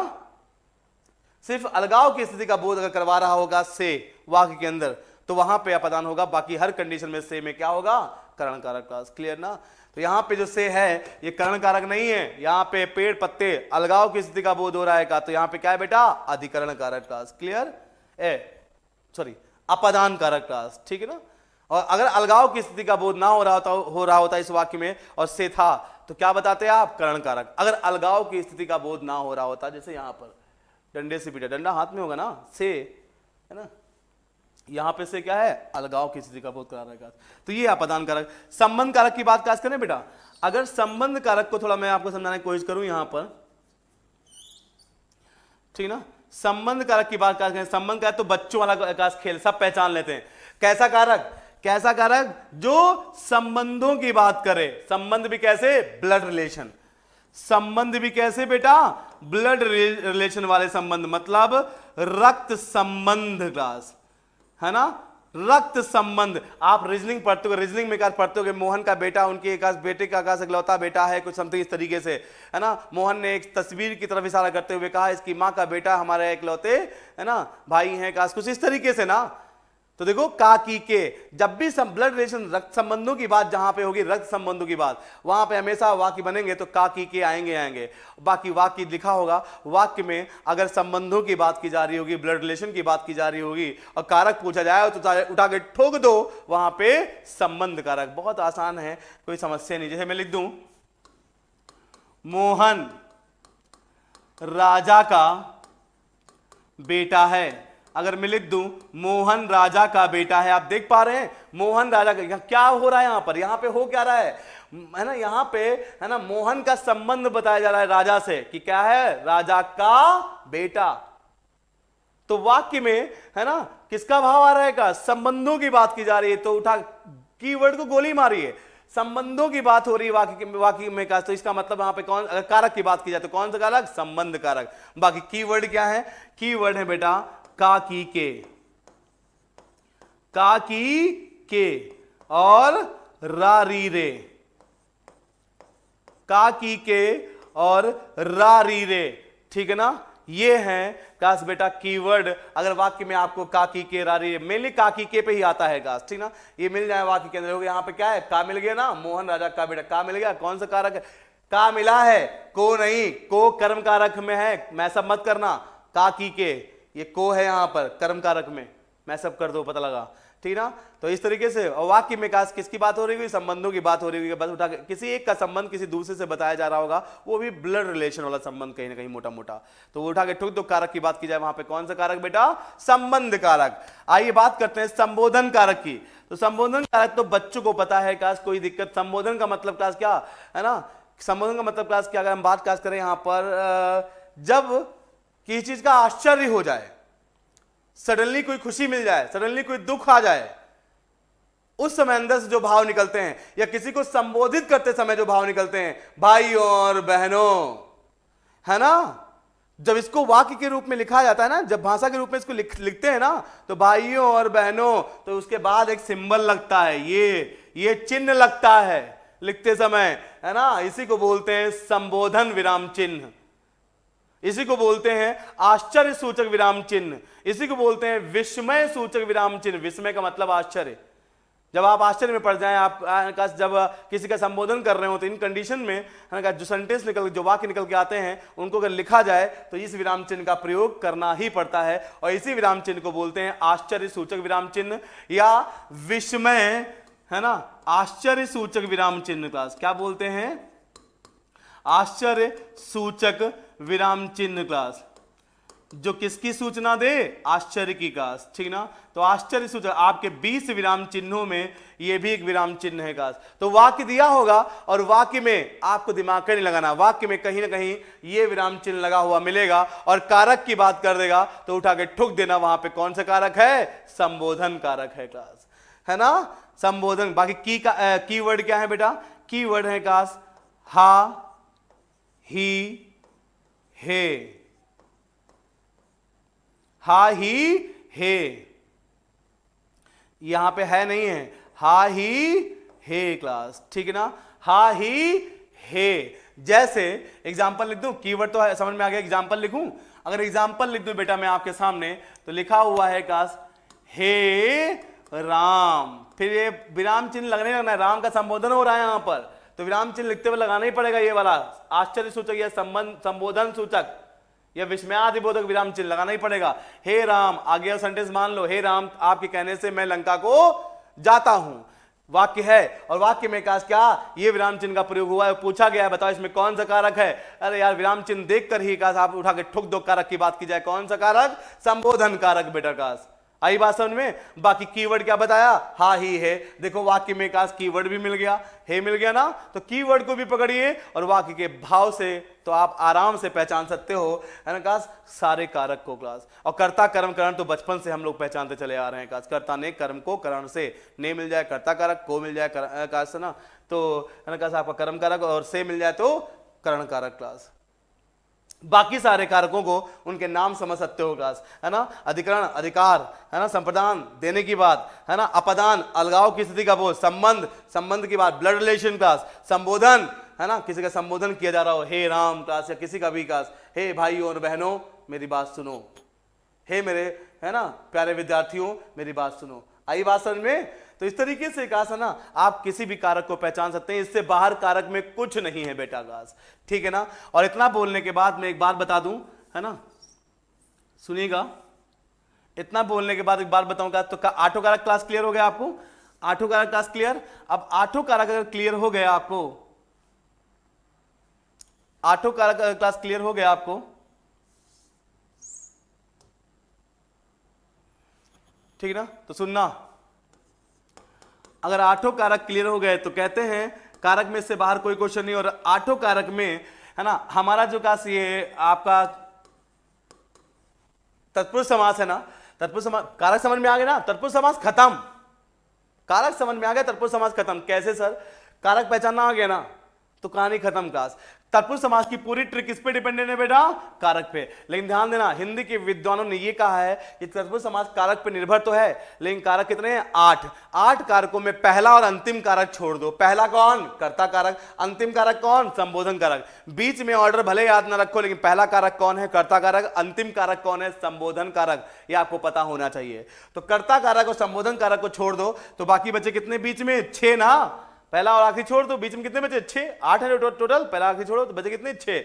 इन्हीं 6 कारक पे तत्पुरुष समास हमारा डिफाइंड हुआ है। इसीलिए कई बार एग्जामिनर ये पूछता, अगर मैं पूछूं कि आंसर नहीं दे पाओगे, कि कारक के अनुसार या कारक के बिहाफ पर तत्पुरुष समास के कितने भेद होते हैं? क्या बताएंगे? 6 भेद होते हैं, है ना। आपकी किताबों में अलग अलग लिखा हुआ है। कैसे? है ना, कर्ता को छोड़ के कर्म का तत्पुरुष समास, करण का तत्पुरुष समास, अधिकरण का तत्पुरुष समास, संपदान का तत्पुरुष समास, अपदान का तत्पुरुष समास, संबंध कारक तत्पुरुष समास। क्लास समझ में आई बात आपको? यहां पे क्लब करके एक साथ पढ़ा दूंगा, कोई दिक्कत नहीं होगी। क्या आपको कारक समझ में आ गया? तत्पुरुष समास कारक के ऊपर निर्भर है, लेकिन पहले और आखिरी पे नहीं है, बीच के जो 6 हैं उन पे निर्भर है। का तो तत्पुरुष समास के का जो भेद होते हैं कारक के बिहाफ पर कितने होते हैं बेटा? 6 भेद। 6 भेद किसके आधार पर? कारक के आधार पर। यह क्वेश्चन बहुत पूछा गया है। कारक के आधार पर तत्पुरुष समास से कितने भेद होते हैं? 6 भेद होते हैं। काश ठीक है ना, नाम अलग अलग लिखने की जरूरत नहीं। का जो बोल दिया वही है। काश ठीक है ना। तो इसके अलावा अगर हम बात काश करें अब कारक क्लियर, तो तत्पुरुष समास खत्म। काश कैसे खत्म सर? इरेज करता हूं बेटा, इसको कैसे खत्म कर देखेगा। अगर है ना मैं कारक क्लियर हो गया, अब कारक क्लियर का तत्पुरुष समास की पूरी कहानी खत्म। काश क्योंकि तत्पुरुष समास की पूरी ट्रिक किस पे निर्भर है बेटा? तत्पुरुष समास की पूरी ट्रिक निर्भर है काश बेटा किस पे? कारक पे, है ना। और कारक का कॉन्सेप्ट मैंने समझा दिया है काश। और कारक के लिए हमें क्या पता होना चाहिए? कारक के लिए क्या पता होना चाहिए हमें? वाक्य का, तभी तो हम कारक बता पाएंगे। अभी तो मैंने पूरी कहानी समझाई, कारक का कॉन्सेप्ट मैंने वाक्य के थ्रू समझाया। और कारक जब पूछेगा तो वाक्य दिया होगा, तो कारक के लिए हमें क्या चाहिए? वाक्य। और हमें अगर तत्पुरुष समास पहचानने के लिए देगा एग्जामिनर का क्वेश्चन, तो क्या देगा हमको? शब्द देगा। देगा ना बेटा? शब्द देगा और कहेगा इस शब्द में काश, ठीक है ना, पहचानिए है ना काश कि तत्पुरुष समास है कि नहीं। तो दिए हुए शब्द में अगर तत्पुरुष समास पहचानना है काश, दिए हुए शब्द में अगर तत्पुरुष समास है कि नहीं पहचानना है, तो तत्पुरुष समास की पूरी ट्रिक, पूरा कॉन्सेप्ट, पूरा रूल किस पे निर्भर है बेटा? कारक पे। और कारक के लिए हमें क्या पता होना चाहिए? वाक्य। और एग्जामिनर ने क्या दिया है हमें? शब्द काश। तो अगर तत्पुरुष समास पहचानना है तो कारक पहचानना पड़ेगा, और कारक के लिए हमें वाक्य चाहिए। दिया क्या है? शब्द। और तो आपको पता होना चाहिए बेटा, ये शब्द नहीं, ये समासिक शब्द है ना बेटा। ये पहले शब्दों के समूह के रूप में रहा होगा ना। याद करिए बेसिक कॉन्सेप्ट, स्टार्टिंग में क्लास में बताया मैंने, क्या है ना, ये समासिक शब्द होगा ना। ये पहले शब्द, तो ये पहले किस रूप में होगा? 2 या 2 से अधिक शब्दों के समूह के रूप में ना। और 2 या 2 से अधिक शब्दों का समूह मतलब क्लास क्या? वही तो वाक्य। और उसी को संक्षेप में लिखा गया होगा, तभी तो ये सब निकल के आया होगा समासिक शब्द। और उसी में तो एग्जामिनर पूछ रहा होगा पहचानो तत्पुरुष समास है कि नहीं, ठीक है ना। तो इसका मतलब ये शब्द है ना, ये शब्द का क्या है? पहले शब्दों के समूह के रूप में रहा होगा ना। और भैया मैं ऐसा क्यों बोल रहा हूं? क्योंकि तत्पुरुष समास की पूरी ट्रिक कारक पर निर्भर है। कारक के लिए हमें क्या चाहिए? वाक्य। और दिया है शब्द, तो वाक्य कैसे मिलेगा? अपने अकॉर्डिंग वाक्य ना बनाने लगना वहां पर कि अपने अकॉर्डिंग लाओ वाक्य बना दें। मान लो कोई शब्द दिया है ना, मान लो कोई शब्द दिया है दही बड़ा, और कोई कहे इस शब्द में का समास पहचानिए, तो अपने अकॉर्डिंग बना दो वाक्य, मैंने दही बड़ा खाया ना। शब्द यहां पर समास में शब्द दिया हो, जिस शब्द में समास पहचानने के लिए कहा गया है, उस शब्द पे कभी आप अपने अकॉर्डिंग वाक्य मत बनाना, क्योंकि समास में जिस शब्द में समास पूछा गया है वो शब्द ऑलरेडी शब्दों के समूह के रूप में रहा होगा ना। बेसिक कॉन्सेप्ट मतलब ऑलरेडी वो वाक्य के रूप में रहा होगा, वही वाक्य दिमाग में लेकर आना है। यहां कॉमन सेंस काम करेगा। और बेसिक कॉन्सेप्ट और कारक का कॉन्सेप्ट का है ना, जो पूरा अप्लाई करिए। समास का बेसिक कॉन्सेप्ट और कारक का जो मैंने कॉन्सेप्ट पढ़ाया अप्लाई करिए, कहानी खत्म। काश अगर मैं पूछूं दही बड़ा में काश कौन समास है, अगर मैं पूछूं दही बड़ा में कौन समास है, मेरी बात पकड़ना, क्या बताओगे? है ना, अब हम आपको तत्पुरुष समास पहचाना सिखा रहे हैं, तो दिमाग अब वे और द्वंद्व पे और आगे के समासों मत ले जाना। देखिए इसमें तत्पुरुष समास है कि नहीं। तो मैंने क्या बताया? तत्पुरुष समास की पूरी ट्रिक किस पे निर्भर करती है? कारक पे। और कारक के लिए क्या पता होना चाहिए हमको? वाक्य। दिया गया है हमको शब्द, तो वाक्य कैसे मिलेगा? अपने अकॉर्डिंग नहीं बनाना। ये वाक्य, ये शब्द ऑलरेडी शब्दों के समूह के रूप में रहा होगा। कॉमन सेंस लगाइए, कैसा रहा होगा? पहले ये दही में डूबा हुआ बड़ा, कुछ ऐसा रहा होगा ना। दही में डूबा हुआ, पहले कैसा रहा होगा? ये दही में डूबा हुआ बड़ा, ऐसा रहा होगा ना बेटा। मैं लिख रहा हूं, लिखने की जरूरत भी नहीं है। दही में डूबा हुआ बड़ा। और जैसे आपने काश ये देखा, ये पहले जैसा पहले रहा होगा, वो रूप दिमाग में लेकर आया। यही क्या है? वाक्य है ना। मिल गया वाक्य। और उस वाक्य में क्या है? कारक है कि नहीं देखना है। तो इस वाक्य में कारक है कि नहीं? अरे सर में है, कारक है। अरे सर वाक्य में कारक मिल गया, उठा के ठुक दो। कौन समास है दही बड़ा में? तत्पुरुष समास। पकड़ में आई बात आपको? एक और एग्जाम्पल करता हूं, समझ में आ गई बात। अभी एक और एग्जाम्पल करता हूं बेटा काश। अगर मैं लिख दूं आपके सामने, यहां पे काश लिखा हुआ है, मान लीजिए है ना, देश प्रेम। क्या लिखा हुआ है बेटा? देश प्रेम। दिमाग तत्पुरुष समास पे रखना। देश प्रेम, इसमें पहचानिए तत्पुरुष समास है कि नहीं। क्या है तत्पुरुष समास की ट्रिक? पूरा तत्पुरुष समास कारक पर निर्भर है। कारक के लिए क्या पता होना चाहिए हमें? वाक्य। और हमें दिया गया है शब्द, तो वाक्य कैसे मिलेगा? अपने अकॉर्डिंग मत बना देना वाक्य कि मेरे अंदर बहुत देश प्रेम है ना। समास है। ये ऑलरेडी पहले शब्दों के समूह के रूप में रहा होगा ना, ये ऑलरेडी शब्दों के समूह के रूप में रहा होगा। कैसे रहा होगा? यहाँ कॉमन सेंस है आपका, है ना, और बेसिक कॉन्सेप्ट समास का पढ़ा है वो दिमाग में लाइए, है ना। ये पहले बड़े रूप में कैसे रहा होगा? शब्दों के समूह के रूप में कैसे रहा होगा? देश के लिए प्रेम, कॉमन सेंस, देश के लिए प्रेम, बेसिक कॉन्सेप्ट बताया मैंने, देश के लिए प्रेम, तो देश के लिए प्रेम, तभी तो संक्षेप में देश प्रेम लिखा गया होगा। नहीं तो देश के लिए प्रेम लिख के देख लो, के लिए आ रहा है ना उसमें शब्दों के समूह में, मतलब वाक्य में कारक आ रहा है ना, कारक आ रहा है, तो इसका मतलब इस दिए हुए शब्द में कौन समास? तत्पुरुष समास। आई बात समझ में बेटा? लिख दे कोई का सांप मुक्त, बताओ सांप मुक्त में कौन समास? अरे सर अब तो क्लियर, दिमाग चलने लगा। सांप मुक्त मतलब पहले कैसा रहा होगा? सांप से मुक्त, कारक आ गया ना से, है ना, उठा के ठोक दो बेटा। का कौन सा समास है इसमें? तत्पुरुष समास का। और अगर कारक के अकॉर्डिंग डिफाइन करने लिए कहते तो देश प्रेम में क्या था? देश के लिए प्रेम ना पहले, तो के लिए कौन सा आएगा? के लिए संप्रदान कारक का तत्पुरुष समास। आई बात समझ में? सांप मुक्त, सांप से मुक्त, से सांप से मुक्त मतलब सांप से अलग हो रहा है कोई बंदा, किसी को सांप मिला होगा वो अलग हो रहा है, सांप से मुक्त हो रहा है, अलगाव की स्थिति का बोध हो रहा है, से का प्रयोग है, तो मतलब अपदान कारक तत्पुरुष समास का। आई बात समझ में आपको? लिखा हो बेटा रसोई घर में कौन समास? अरे सर रसोई घर, अच्छा भैया अगर इसमें तत्पुरुष समास है, तत्पुरुष समास का पूरा कॉन्सेप्ट क्या है बेटा? इसकी पूरी कहानी किस पे निर्भर करती है? कारक पे। और कारक के लिए क्या चाहिए हमें? वाक्य दिया गया है, शब्द। वाक्य कैसे मिलेगा? ये पहले शब्दों के समूह के रूप में होगा, वही तो है वाक्य। कैसा रहा होगा? पहले रसोई के लिए घर, कुछ ऐसे रहा होगा ना, के लिए मिल गया ना वाक्य में वहां पे। ये पहले शब्दों के समूह में जैसा, शब्दों के समूह के रूप में जैसा रहा होगा, कैसा रहा होगा? रसोई के लिए घर, के लिए कारक मिल गया ना, है ना, बस उठा के ठोक दो। इसका मतलब दिए हुए शब्द में कौन समास है?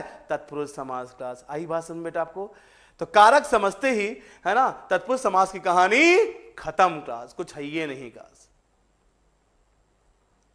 क्लियर? अगर मैं लिख दूं प्रेम मग्न, अगर मैं लिख दूं प्रेम मग्न क्लास, भैया इस दिए हुए शब्द में तत्पुरुष समास है कि नहीं पहचानो, तो क्या तत्पुरुष समास पहचानने के लिए क्या मैंने बताया? क्या ट्रिक है? तत्पुरुष समास की पूरी ट्रिक कारक पर निर्भर करती है। कारक के लिए क्या बताना चाहिए हमें? वाक्य, और दिया है हमें क्या? शब्द। तो वाक्य कैसे मिलेगा? तो भैया ये शब्द नहीं, समासित शब्द है, तो ये पहले शब्दों के समूह के रूप में रहा होगा ना, वही वाक्य दिमाग में लेकर आना है क्लास।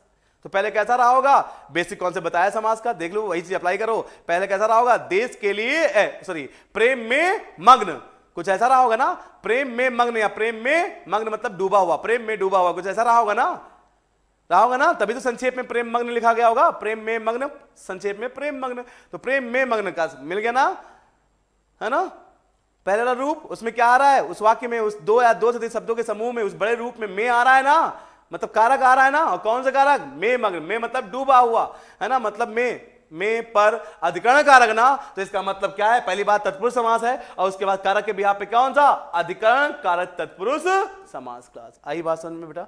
तो ये है ना, इससे बाहर तत्पुरुष समास में कुछ भी नहीं है बेटा क्लास। कारक साथ साथ कारक का भी कॉन्सेप्ट खत्म हो गया। चलिए, है ना, आगे बढ़ते हैं नेक्स्ट क्लास उस पे, नेक्स्ट ना क्या अगला जो है समास आपका, तो तत्पुरुष समास के बाद नेक्स्ट समास है आपका क्लास क्या बेटा? बहुब्रीहि समास। और बहुब्रीहि समास के साथ हम कर्मधारय और द्विगु का कॉन्सेप्ट एक साथ खत्म कर देंगे। मतलब अगली ट्रिक अकेले पढ़नी है, एक ट्रिक, और उसी में बहुब्रीहि की ट्रिक होगी। लेकिन बहुब्रीहि की ट्रिक पढ़ाते पढ़ाते, जैसे मैंने अभी की ट्रिक पढ़ाते पढ़ाते, है ना, द्वंद्व खत्म कर दिया था, वैसे अब बहुब्रीहि की ट्रिक पढ़ाते पढ़ाते कर्मधारय और द्विगु भी खत्म हो जाएगा क्लास बेटा। तो अगली लास्ट ट्रिक बची है बहुब्रीहि समास को लेकर, उसी में द्वंद्व और कर्मधारय खत्म हो जाएगा। ठीक है ना बेटा? चलिए बढ़ते हैं अगले बहुब्रीहि समास पे क्लास।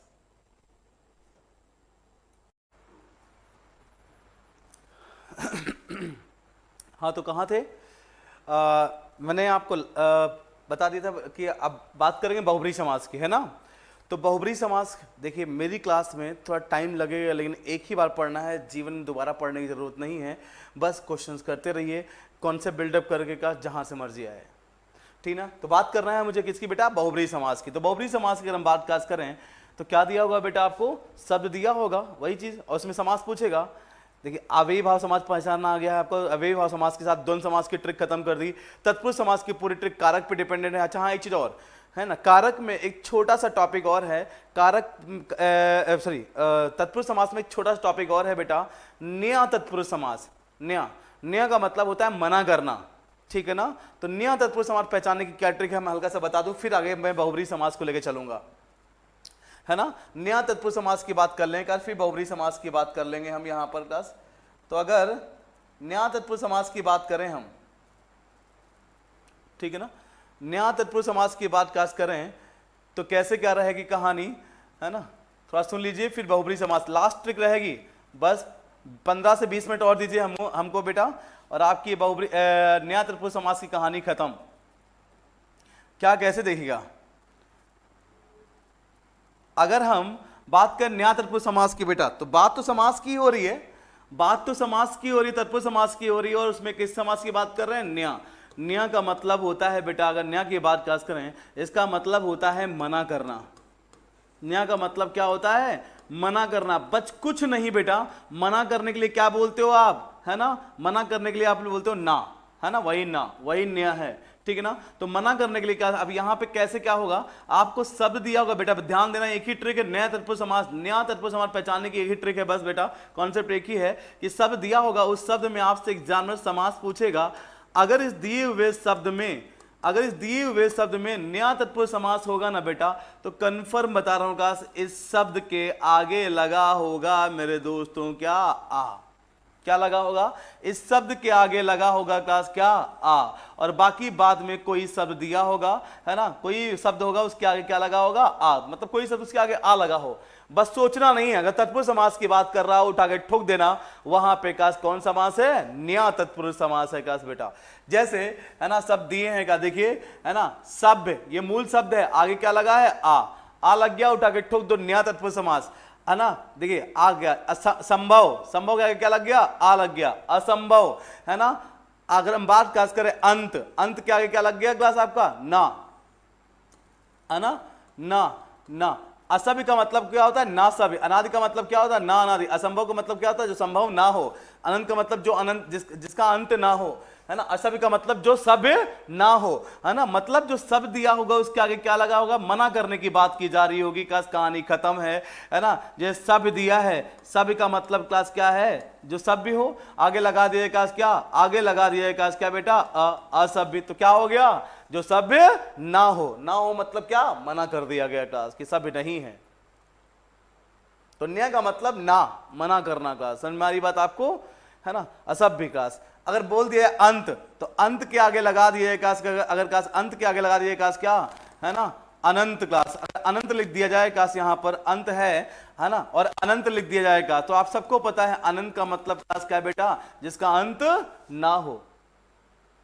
कोई भी शब्द दिया हो बेटा, है ना, कोई भी शब्द अगर उसमें तत्पुरुष समास होगा, तो ध्यान देना, स्टार्टिंग में क्या मिल जाएगा आपको, आ मिल जाएगा, कहानी खत्म, कहानी खत्म। अगर न्या तत्पुरुष समास होगा, शब्द दिया होगा, उसके आगे क्या मिल जाएगा, शब्द में आपको आ मिल जाएगा। बस इन शब्दों को ध्यान दीजिएगा, कहानी खत्म, यही है न्या तत्पुरुष समास क्लास। समझ में आ गई बात आपको, कुछ था ही नहीं न्या तत्पुरुष समास में क्लास। आगे बढ़ाएंगे न्या तत्पुरुष समास के बाद क्लास, अगर हम बात करें, है ना, बहुब्रीहि समास की बात क्लास करें। एक ही कॉन्सेप्ट में बहुब्रीहि समास के साथ कर्मधारय और द्विगु दोनों खत्म करेंगे, ध्यान सुनना। तो अगर मैं इसको समझाने की कोशिश करूं आपको बेटा, इसको अगर समझाने की कोशिश की जाए आपको, ठीक है ना, तो देखिएगा बेटा क्लास यहां पर क्या कहे समझेंगे हम। बात है बहुब्रीहि समास की, भैया ट्रिक बताऊंगा मैं, ये जो क्लास यहां पर वो ट्रिक कर्मधारय और दिगु को तक लेकर जाएगी ये ट्रिक आपको क्लास। अगर बहुब्रीहि समास की बात क्लास करें तो क्या दिया होगा आपको, एक शब्द दिया होगा, और उस शब्द में एग्जामिनर क्या पूछेगा आपसे, एग्जामिनर उस दिए हुए शब्द में आपसे क्या पूछेगा, समास पूछेगा कि बताओ इस दिए हुए शब्द में कौन सा समास है। तो इसका मतलब शब्द में समास पूछ रहा है, इसका मतलब शब्द शब्द नहीं बेटा, क्या है ये, समासिक शब्द है। और समासिक शब्द है ना बेटा, तो समासिक शब्द है ना बेटा, तो क्या करना है भैया, समासिक शब्द, इसका मतलब से दो पद होंगे, पूर्व पद और उत्तर पद क्लास। क्या होगा बेटा, पूर्व पद और उत्तर पद। और ध्यान दीजिएगा, अगर अब सब भूल जाइए, बहुब्रीहि समास अगर दिए हुए शब्द में है तो कैसे पहचानोगे आप कि शब्द है, इसका मतलब वो समास पूछा गया, इसका मतलब समासिक शब्द है, इसका मतलब उसमें दो पद होंगे, पूर्व पद उत्तर पद, पूर्व पद उत्तर पद निकाल ही लोगे। तो अगर दिए हुए शब्द में बहुब्रीहि समास होगा तो जानते हो क्या हो कंडीशन बनती है, दो कंडीशन, दो चीजें ध्यान रखनी है बस आपको। पहली चीज क्या ध्यान देनी, पहली चीज क्या ध्यान देनी है, पूर्व पद से ड्रैग करके लिख रहा हूं, मतलब पूर्व पद के स्थान पर कुछ होगा। क्या, पूर्व पद के स्थान पे जो शब्द होगा, है ना, वो क्या होगा, पूर्व पद विशेषता बताने वाला होगा। पूर्व पद क्या होगा, पहली बात तो बेटा विशेषता बताने वाला शब्द क्लास। पूर्व पद विशेषता बताने वाला शब्द होगा। और विशेषता बताने वाला शब्द बच्चे भी पहचान लेते हैं क्लास। काला, गोरा, छोटा, बड़ा, ऊंचा, नीचा, तीखा, मीठा, फीका, ये सब क्या है? विशेषता बताने वाले शब्द बच्चे भी पहचान लेते हैं बेटा। तो विशेषता बताने शब्द होगा या, अभी और सुनिए, या संख्या वाचक शब्द होगा, या संख्या वाचक शब्द होगा। पूर्व पद क्या होगा बेटा? या तो विशेषता बताने वाला शब्द होगा और या तो क्लास क्या होगा? संख्यावाचक शब्द। मतलब पूर्व पद के स्थान पर संख्यावाचक शब्द भी मिल सकता है। 1 2 3 4 1 2 3 4 5 6 7 8 9 10 संख्यावाचक शब्द। तो अगर पूर्व पद के स्थान पर किसी भी दिए हुए शब्द में अगर विशेषता बताने वाला शब्द मिल जाए या पूर्व पद संख्यावाचक मिल जाए तो वहां बहुब्रीहि समास हो सकता है। कंफर्म नहीं, कंफर्म करने के लिए क्या करना है? तो दूसरी चीज अप्लाई करनी है। पहली चीज तो ये, इससे एक चीज कंफर्म हो, एक चीज ये कंफर्म हो गई कि यहां पे दिए हुए शब्द में बहुब्रीहि समास हो सकता है, लेकिन कंफर्म नहीं है। कंफर्म करने के लिए क्या करना है? तो दूसरी चीज पे आना है क्लास। अभी एग्जांपल के थ्रू बताऊंगा। दूसरी क्लास क्या बेटा? कि दूसरी चीज पे जो आना है क्लास में ऊपर लिख रहा हूं, आप आगे लिखने का। दूसरी क्लास क्या?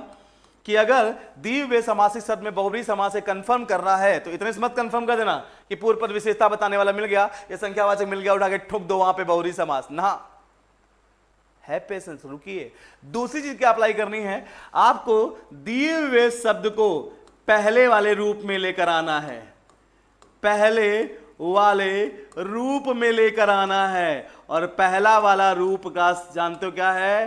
पहला वाला रूप पहले वाले रूप में लेकर आना है। पहला वाला रूप मतलब क्लास क्या? दो या दो से अधिक शब्दों के समूह के रूप में होगा ना। ये समासिक शब्द संक्षेप में लिखा गया है ना, पहले दो या दो से अधिक शब्दों के समूह के रूप में लिखा होगा ना, मतलब क्या होगा? वाक्य होगा। तो पहले वाले समूह के रूप में लेकर आना है। और जैसे पहले वाले रूप में लेकर आओगे, पहले वाले रूप में लेकर जैसे आप आओगे, वो क्या होगा? कहीं ना कहीं का आपके सामने वो एक वाक्य ही तो होगा।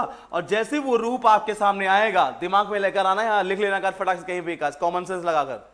बेसिक कॉन्सेप्ट समाज के बता ही चुके हैं। तो जैसे वो पहला वाला रूप दिमाग में लेकर आओगे, है ना, कंफर्म बता रहा हूं का, क्या है? दो या दो से अधिक शब्दों का समूह होगा ना, और वो क्या होगा? अपने आप में वाक्य। और जैसे वो वाक्य सामने आएगा, कंफर्म बता रहा हूं, अगर पूर्व पद संख्यावाचक है या पूर्व पद विशेषता बताने वाला है, तो ऐसे शब्द को जब पहले वाले रूप में लेकर आओगे तो वाक्य जो सामने निकल के आएगा, कंफर्म है, उस वाक्य को पढ़कर प्रश्न का बोध हो रहा होगा। ध्यान सुनना, किसका बोध हो रहा होगा? प्रश्न का बोध हो रहा होगा। और जब प्रश्न का बोध हो रहा होगा तो दो बातें हो सकती हैं बेटा। या तो उस प्रश्न के स्थान पर कोई पर्टिकुलर आंसर आपके दिमाग में होगा, सुनते रहना, मेरे शब्दों के साथ रहिएगा, कहीं गलत नहीं हुई कहानी, है ना। या तो क्वेश्चन मार्क के स्थान पर कोई पर्टिकुलर चीज का ख्याल आपके दिमाग में होगा, है ना, या तो आपके दिमाग में कोई पर्टिकुलर ख्याल या कोई पर्टिकुलर आंसर दिमाग में नहीं होगा। भाई क्वेश्चन मैंने पूछा मान लो, तो या तो आपके दिमाग में आंसर होगा या तो नहीं होगा, है ना। राइट का मतलब क्या? कोई पर्टिकुलर आंसर होगा, या तो यहां रॉन्ग, रॉन्ग का मतलब कोई पर्टिकुलर आंसर नहीं होगा। दो ही बातें हो सकती हैं। तो अगर, है ना, अगर क्वेश्चन मार्क के स्थान पर कोई पर्टिकुलर चीज का ख्याल अगर आपके दिमाग में आ रहा है, अभी एग्जांपल पे अप्लाई करेंगे ये रूल, कॉन्सेप्ट अपने आप समझ में आ जाएगी कहानी पूरी। तो अगर वाक्य का जैसे आपके सामने आएगा, वो समासिक शब्द को पहले रूप में लेकर जब आओगे, मतलब वाक्य जब दिमाग में आएगा तो क्वेश्चन मार्क की फीलिंग आएगी, कंफर्म है बेटा अगर पूर्व पद विशेषता बताने वाला है, संख्यावाचक है तो। अभी देखना एग्जांपल पे, है ना, एग्जांपल्स में तो क्वेश्चन मार्क के स्थान पे या तो पर्टिकुलर चीज का ख्याल होगा या तो नहीं होगा, मतलब आंसर कोई पर्टिकुलर आंसर होगा या तो नहीं होगा। तो अगर क्वेश्चन मार्क के स्थान पर किसी पर्टिकुलर चीज का ख्याल होगा तो 100%, अगर कोई पर्टिकुलर चीज का ख्याल आ रहा है क्वेश्चन मार्क के स्थान पर, तो 100% वहां पर मेरे दोस्तों कौन समास होगा? बहुब्रीहि समास होगा। क्लास कौन समास होगा? बहुब्रीहि समास होगा। लेकिन अगर क्वेश्चन मार्क के स्थान पर पर्टिकुलर चीज का ख्याल नहीं आ रहा है तो, है ना, कंडीशन दो बन सकती हैं। फर्स्ट कंडीशन क्या बेटा, और सेकंड कंडीशन क्लास क्या? कंडीशन दो बन सकती हैं क्लास। फर्स्ट कंडीशन क्या?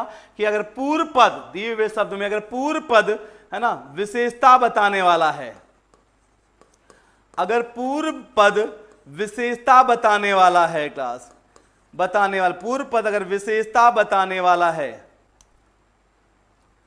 पूर्व पद अगर विशेषता बताने वाला है, तो भैया कह देना कि दिए हुए शब्द में का कौन सा समास है? कर्मधारय समास। क्या बोल देंगे आप? कम धाराएं समास। और अगर बेटा है ना पूर्व पद के स्थान पर अगर विशेषता बताने शब्द ना होकर संख्यावाचक शब्द है तो आप बोल देना दूसरी कंडीशन बन सकती है। अगर पूर्व पद के स्थान पर संख्यावाचक शब्द है, संख्यावाचक शब्द है, तो बोल देना कंफर्म वहां पे क्या होगा? द्विगु समास होगा, है ना। क्या होगा बेटा? द्विगु समास। कब? जब क्वेश्चन मार्क के स्थान पर किसी पर्टिकुलर चीज का ख्याल ना आए। यही है ट्रिक बेटा बहुब्रीहि समास के साथ साथ कर्मधारय और द्विगु को पहचानने की। तो क्या बताया कि दिया होगा शब्द और उस शब्द में आपसे एग्जाम में समास पूछेगा, तो अगर बहुब्रीहि समास है तो कंफर्म है बेटा। अगर बहुब्रीहि समास दिए हुए शब्द में होगा तो दो कंडीशन होंगी काश। पहली कंडीशन क्या कि पूर्व पद के स्थान पर या काश क्या होगा? विशेषता बताने वाला शब्द या संख्यावाचक शब्द होगा। तो ये कंडीशन है दिए हुए शब्द में बहुब्रीहि समास होने की, कंफर्म नहीं है। कंफर्म करने के लिए दूसरी चीज अप्लाई करनी है क्या कि जो शब्द दिया है समास शब्द जिसमें समास पूछा जा रहा है उस शब्द को पहले वाले रूप में लेकर आना है। पहले किस रूप में होगा? ये दो या दो से अधिक शब्दों के समूह के रूप में ना, मतलब वाक्य के रूप में। और जैसे वो चीज दिमाग में लेकर आओगे, कंफर्म बता रहा हूं बेटा, अगर पूर्व पद विशेषता बताने वाला संख्यावाचक है शब्द में तो कंफर्म है जो वाक्य का जो पहला रूप लेकर दिमाग में लेकर आओगे वो वाक्य दिमाग में आते ही क्वेश्चन मार्क की फीलिंग आएगी काश। और क्वेश्चन मार्क की फीलिंग आएगी तो बातें दो होंगी, या तो क्वेश्चन मार्क के स्थान पर पर्टिकुलर चीज का ख्याल आ रहा होगा या तो नहीं आ रहा होगा। अगर क्वेश्चन मार्क के स्थान पर पर्टिकुलर चीज का ख्याल आ रहा है तो 100% दिए हुए शब्द में कौन समास है? बहुब्रीहि समास। और क्वेश्चन मार्क के स्थान पर अगर पर्टिकुलर चीज का ख्याल नहीं आ रहा है तो दिए हुए शब्द में दो कंडीशन हो सकती हैं। अगर पूर्व पद दिए हुए शब्द में अगर पूर्व पद विशेषता बताने वाला है तो दिया हुआ काश दिए हुए शब्द में कौन समास होगा? कर्मधारय। और अगर पूर्व पद संख्यावाचक है काश दिए हुए शब्द में, है ना, क्वेश्चन मार्क के स्थान पर पर्टिकुलर चीज का ख्याल नहीं आ रहा है तो दिए हुए शब्द में काश कौन समास होगा? द्विगु समास क्लास। आ रही बात समझ में? इसको एग्जाम्पल पे अप्लाई करते हैं क्लास, देखते हैं बेटा, इसको एग्जाम्पल पे अप्लाई करते हैं क्लास, ठीक है ना। आप ये रूल है ना, ये कॉन्सेप्ट क्लास दिमाग में सेट कर लीजिए, पेन पेपर लेके बैठा क्लास करिए और नोट डाउन कर लिया क्लास करिए। तो अगर अब इस कॉन्सेप्ट को मैं बढ़ाऊं क्लास बेटा आगे तो देखिएगा, है ना, रूल क्लास क्लियर। अब रूल क्लियर का तो कहानी देखिए क्लास, अगर मैं कोई शब्द लेता हूं, देखिए बस 4 एग्जाम्पल लूंगा और बहुब्रीहि समास और साथ साथ कर्मधारय और द्विगु समास की कहानी खत्म। 4 एग्जाम्पल। एक एग्जाम्पल लिया मैंने क्लास आपके सामने यहां पे नील गाय,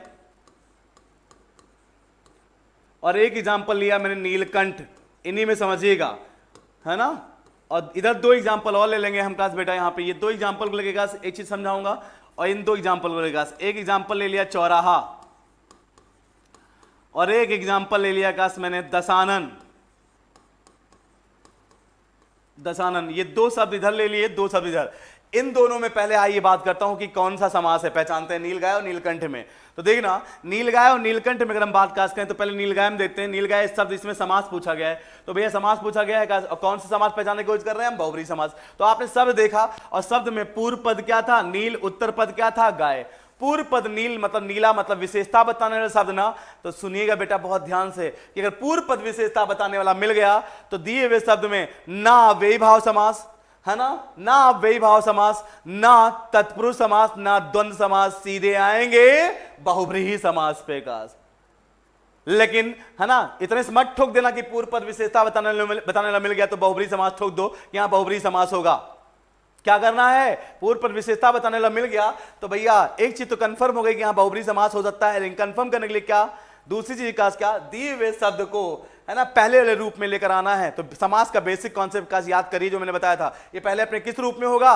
नीली है गाय जो, अर्थात नीली है गाय जो। देखो मैं बोल रहा हूं ऐसा लग रहा है कि मैं आपसे कुछ पूछ रहा हूं। नीली है गाय जो अर्थात क्वेश्चन मार्क दिमाग में लग रहा है ना, और क्वेश्चन मार्क लग रहा है, क्वेश्चन मार्क के स्थान पर है ना नीली है गाय जो अर्थात इसको संक्षेप में नीलगाय लिखेंगे, लेकिन जो क्वेश्चन मार्क की फीलिंग आ रही नीली है गाय जो, पूर्व रूप, इसको पूर्व रूप में जब लेकर आ रहे हो जैसा पहले रहा होगा नीली है गाय जो, बताओ अर्थात संक्षेप में नीलगाय। लेकिन कौन सी नीलगाय?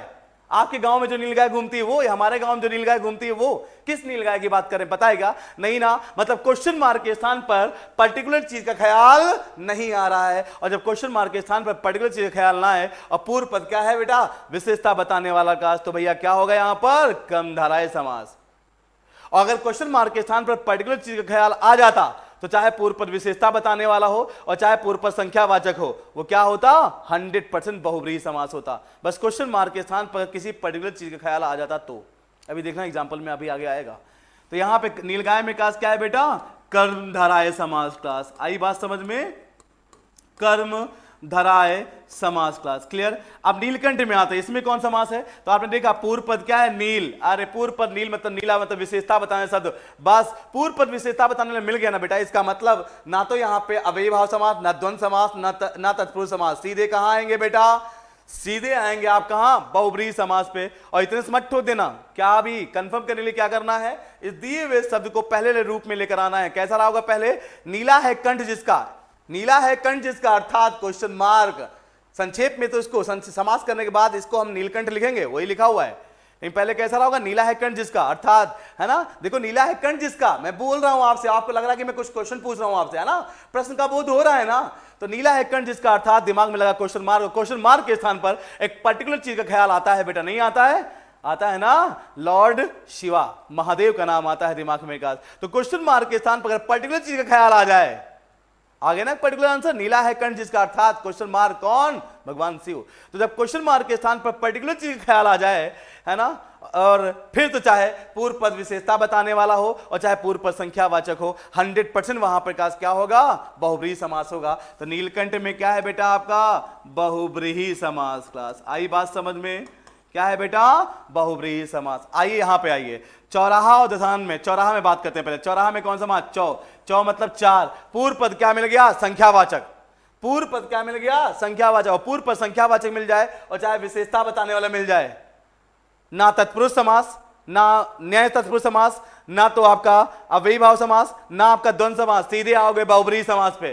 सीधे सबको छोड़िए, सीधे बहुब्रीहि समास पे आओगे। बहुब्रीहि समास इतने से मत ठोक देना कि पूर्व पद विशेषता बताने वाला या संख्यावाचक मिल गया तो उठा के ठोक दो वहां पे बहुब्रीहि समास ना, है ना? है पेशेंस। क्या करना है? उस दिए हुए शब्द को पहले रूप में लेकर आना है काश। और कैसा रहा होगा ये? पहले चार हो रहा है जहां पर, यही ना बेसिक कॉन्सेप्ट यूज करिए समाज का और बाकी कॉमन सेंस। चार हो रहा है जहां पर अर्थात क्वेश्चन मार्क, है ना, संक्षेप में चौराहा। लेकिन क्वेश्चन मार्क चार हो रहा है जहां पर अर्थात चौराहा। कौन सा चौराहा?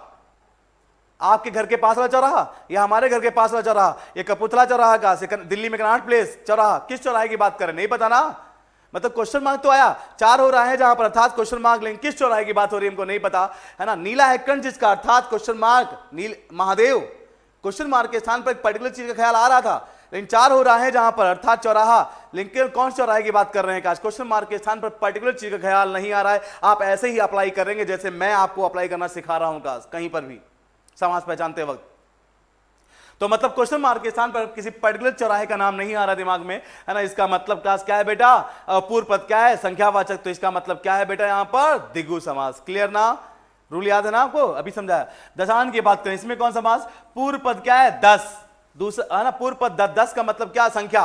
पूर्व पद संख्या का बोध करा रहा है। इसका मतलब यहां बहुब्रीहि समास हो सकता है। बाकी सब छोड़िए, सीधे बहुब्रीहि समास पे आइए। लेकिन बहुब्रीहि समास इतने से मत ठोक देना, इसको पूर्व अपने पहले रूप में लेकर आइए। कैसा रहा होगा पहले रूप में? 10 हो आनंद। आनंद का मतलब क्या? मुख। 10 हो आनंद जिसके अर्थात क्वेश्चन मार्क, 10 हो आनंद जिसके, बताओ बताओ, क्वेश्चन मार्क ना।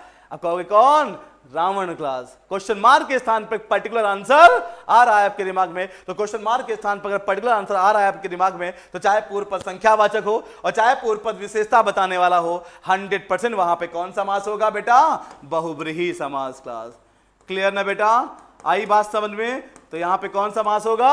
बहुब्रीहि समास क्लास। क्लियर? नोट डाउन कर सकते हैं आप क्लास, इससे बाहर कुछ नहीं है क्लास आपका समास पहचानने में। तो आप बहुब्रीहि समास के साथ साथ, है ना, कर्मधारय और द्विगु समास भी पहचानना सीख गए। क्वेश्चन जहां से मर्जी आए वहां से करते रहिएगा। ढेर सारे क्वेश्चन मैंने यहां भी डाल दिए हैं, आप देख सकते हैं क्लास। ढेर सारे क्वेश्चन मैंने यहां भी डाल दिए हैं क्लास। बहुब्रीहि समास के ढेर सारे क्वेश्चन हैं, आप एक बार इनसे गो थ्रू हो जाइएगा, है ना। कर्मधारय समास के ढेर सारे क्लास आपके एग्जांपल हैं, है ना। द्विगु समास के ढेर सारे एग्जांपल डाल दिए हैं क्लास, आप इनसे गो थ्रू हो जाइएगा क्लास, कोई दिक्कत नहीं है ना। एक लास्ट चीज जाते जाते सुनते जाइए बेटा, एक लास्ट चीज जाते जाते सुनते जाइए क्लास, कि आपके जितने भी समास है ना बेटा, जितने भी समास हैं, जितने भी समास आपके हैं क्लास, जितने भी समास है ना आपके बेटा, इन सारे समासों की अगर हम बात काश करें, इन सारे समासों की अगर बात काज करें, इतना बताने के बाद इससे बाहर कोई समास नहीं है बेटा। इन सारे समासों की बात काज करें तो आपने कहा देखा कितने समास थे बेटा, आपके कितने समास थे, समास के भेद आपके लिखे हुए नहीं आपके सामने। और इनमें अगर हम बात काज करें, एक और टेबल है जो आप ड्रॉ करते जाइए यहाँ पे बेटा क्लास है ना, और उसके साथ कहानी खत्म कर लेंगे समास की, कि आपकी जितनी भी समास हैं इन सारे समासों में का, मैंने कहा था ना 2 पद होते हैं ना बेटा, कहानी भाई सब दिया होगा, उसमें क्या होगा, पूर्व पद होगा और उत्तर पद होगा। तो पूर्व पद और उत्तर पद को लेकर बेटा क्लास है ना, जब दो चीजें होती हैं, एक शब्द दिया होगा उसमें समास पूछेगा ना, तो उसमें पूर्व पद होगा उत्तर पद होगा। तो पूर्व पद और उत्तर पद जब 2 चीजें साथ में होंगी तो कोई एक अपने आप में सुपीरियर बनने की कोशिश करेगा, ये कहेगा मैं सुपीरियर, ये कहेगा मैं सुपीरियर। तो सुपीरियरिटी मतलब प्रधानता है ना, मतलब इन पूर्व पद और उत्तर पद को लेके प्रधानता का कॉन्सेप्ट है क्लास, ठीक है ना।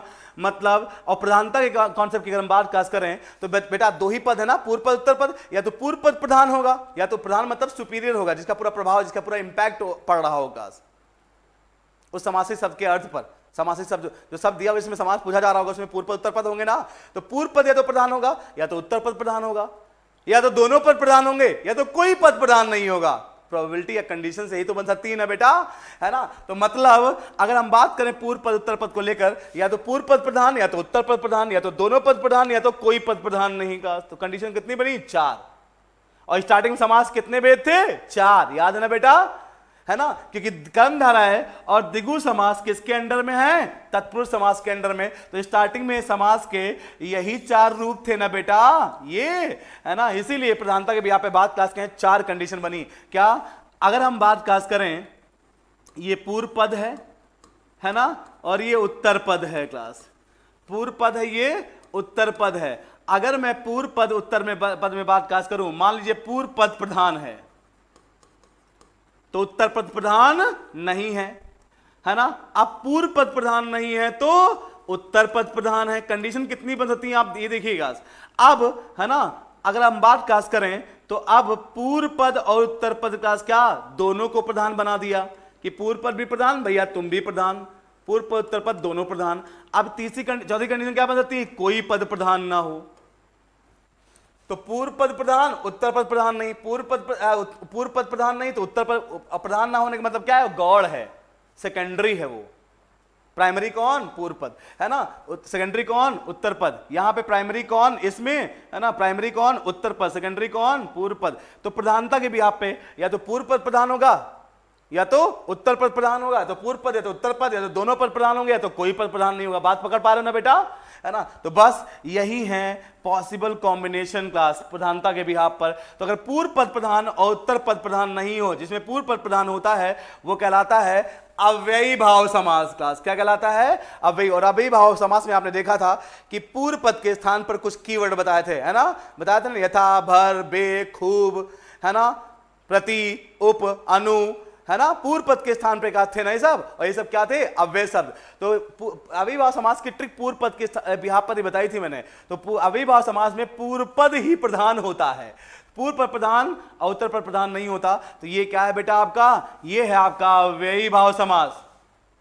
देखिए द्वंद्व, नाम समझिए, द्वंद्व, द्वंद्व मतलब दोनों, द्वंद्व मतलब दोनों, माता भी प्रधान पिता भी प्रधान, माता डैश पिता, भाई डैश बहन, योजक चिन्ह ना, धरती आसमान दोनों प्रधान अपने आप में। तो द्वंद्व मतलब दोनों, जिसमें दोनों प्रधान हो, पूर्व पद उत्तर पद जिसमें दोनों प्रधान हो, वो क्या होता है आपका द्वंद्व समास। पकड़ में आ रही बात। अब आइए तत्पुरुष समास। तत् मतलब बाद में, तत् मतलब बाद में, मतलब बाद का मतलब उत्तर पद जिसमें प्रधान हो, है ना। तो उत्तर पद जिसमें प्रधान हो और पूर्व पद प्रधान ना हो, ये कंडीशन बनती है किसकी, तत्पुरुष समास की। तो अब बचा बहुब्रीही। बहुब्रीही मतलब न पूर्व पद न उत्तर पद, कोई और तीसरा, हालांकि उस पर ध्यान मत दीजिए। बहुब्रीही मतलब क्लास क्या, जिसमें कोई पद प्रधान ना हो क्लास, ठीक है ना, जिसमें कोई पद प्रधान ना हो, किसका क्लास कॉन्सेप्ट है, बहुब्रीही समास का क्लास, ठीक है ना। इसके बिहाफ पर भी आप कहोगे सर कर्मधारय द्विगु कहां जाएंगे, तो कर्मधारय द्विगु तत्पुरुष समास के अंडर में थे ना। प्रधानता के बिहाफ पर है ना, कर्मधारय और द्विगु कॉन्सेप्ट बिल्कुल तत्पुरुष समास की तरह है क्लास। तत्पुरुष समास के अंडर में स्टार्टिंग में पढ़ते थे ना कर्मधारय और द्विगु को। तो तत्पुरुष का मतलब क्या, तत् मतलब बाद का, बाद का मतलब उत्तर पद है ना, उत्तर पद प्रधान ना, तो कर्मधाराए और द्विगु में उत्तर पद प्रधान होता है, पूर्व पद प्रधान नहीं होता है ना। कर्मधाराए और द्विगु में सेम कॉन्सेप्ट है प्रधानता को लेकर जो तत्पुरुष समास में है। का क्लियर ना। बाकी द्वंद्व में दोनों पद प्रधान, अव्यय पूर्व पद प्रधान, द्वंद्व दोनों, तत् बाद का मतलब उत्तर पद, और बहुब्री में कोई पद प्रधान नहीं। क्लास कोई अन्य पद प्रधान होता, कोई तीसरा पद, लेकिन पूर्व पद उत्तर पद प्रधान नहीं। क्लास आई भाषण में आपको है ना। 10 हो आनंद जिसके, अर्थात है ना लॉर्ड शिवा। क्वेश्चन मार्क के स्थान पर कोई आंसर आता था ना, कोई आंसर है ना, वही। तो बहुब्री समास में कोई पद प्रधान नहीं, कोई अन्य पद प्रधान होता है। ठीक है ना। तो ये टेबल बड़ी इंपॉर्टेंट है। आपके एग्जाम में क्वेश्चन ऐसे भी आता है कि बताइए जिसका पूर्व पद प्रधान और उत्तर पद गौड़ होता है वो कौन सा समास कहलाता है। गास जिस समास का के दोनों पद प्रधान होते हैं वो कौन सा समास कहलाता है। जिस समास में कोई पद प्रधान नहीं होता वो निम्नलिखित में से कौन सा समास होता है। बहुब्री समास। जिसका पूर्व पद प्रधान होता है सिर्फ, वो कौन सा समास होता है। पूर्व पद, पहले वाला अव्ययी भाव समास। जिसका उत्तर पद प्रधान होता है, उत्तर मतलब तत् मतलब बाद का, तत्पुरुष समास, और वो कर्मधाराय भी होता है, वो द्विगु भी होता है। अब ऑप्शन में कैसे दिए होंगे उस हिसाब से आंसर टिक करना। गास और जिसके दोनों पद प्रधान होते हैं तो द्वंद्व मतलब दोनों पद प्रधान होते हैं तो वो द्वंद्व समास। का आई भाषण में इससे बाहर समास में कुछ भी नहीं है बेटा, है ना। बाकी हम समास की कहानी यहीं पे खत्म करते हैं। एमसीक्यू समास के ऊपर जितने भी एमसीक्यू बन सकते हैं आपके पास डिफरेंट एग्जाम्स को लेकर, वो सारे मैं आपको यहाँ पे डिस्कस कर दूंगा अगली क्लास में। समास के ऊपर सारे, समास पर आधारित सारे प्रश्न क्लास एक वीडियो में क्लब कर दूंगा और करा दूंगा। क्लास 15-20-30 मिनट में, आधे घंटे में क्लास। ठीक ना।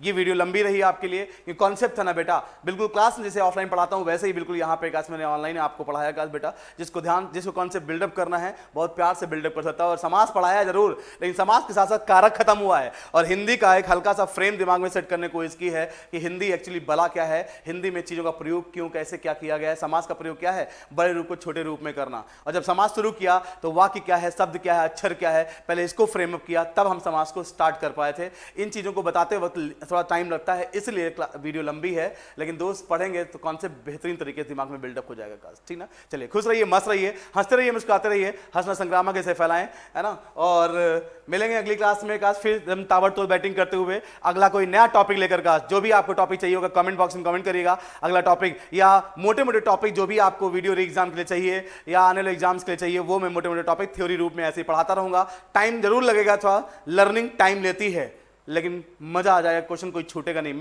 मेरी लिमिटेशंस में रहकर कॉन्सेप्ट बिल्डअप करिए और फिर क्वेश्चन जहां से मर्जी आए वहां से करिए बेटा। का साहब चलिए, बाय बाय, टेक केयर।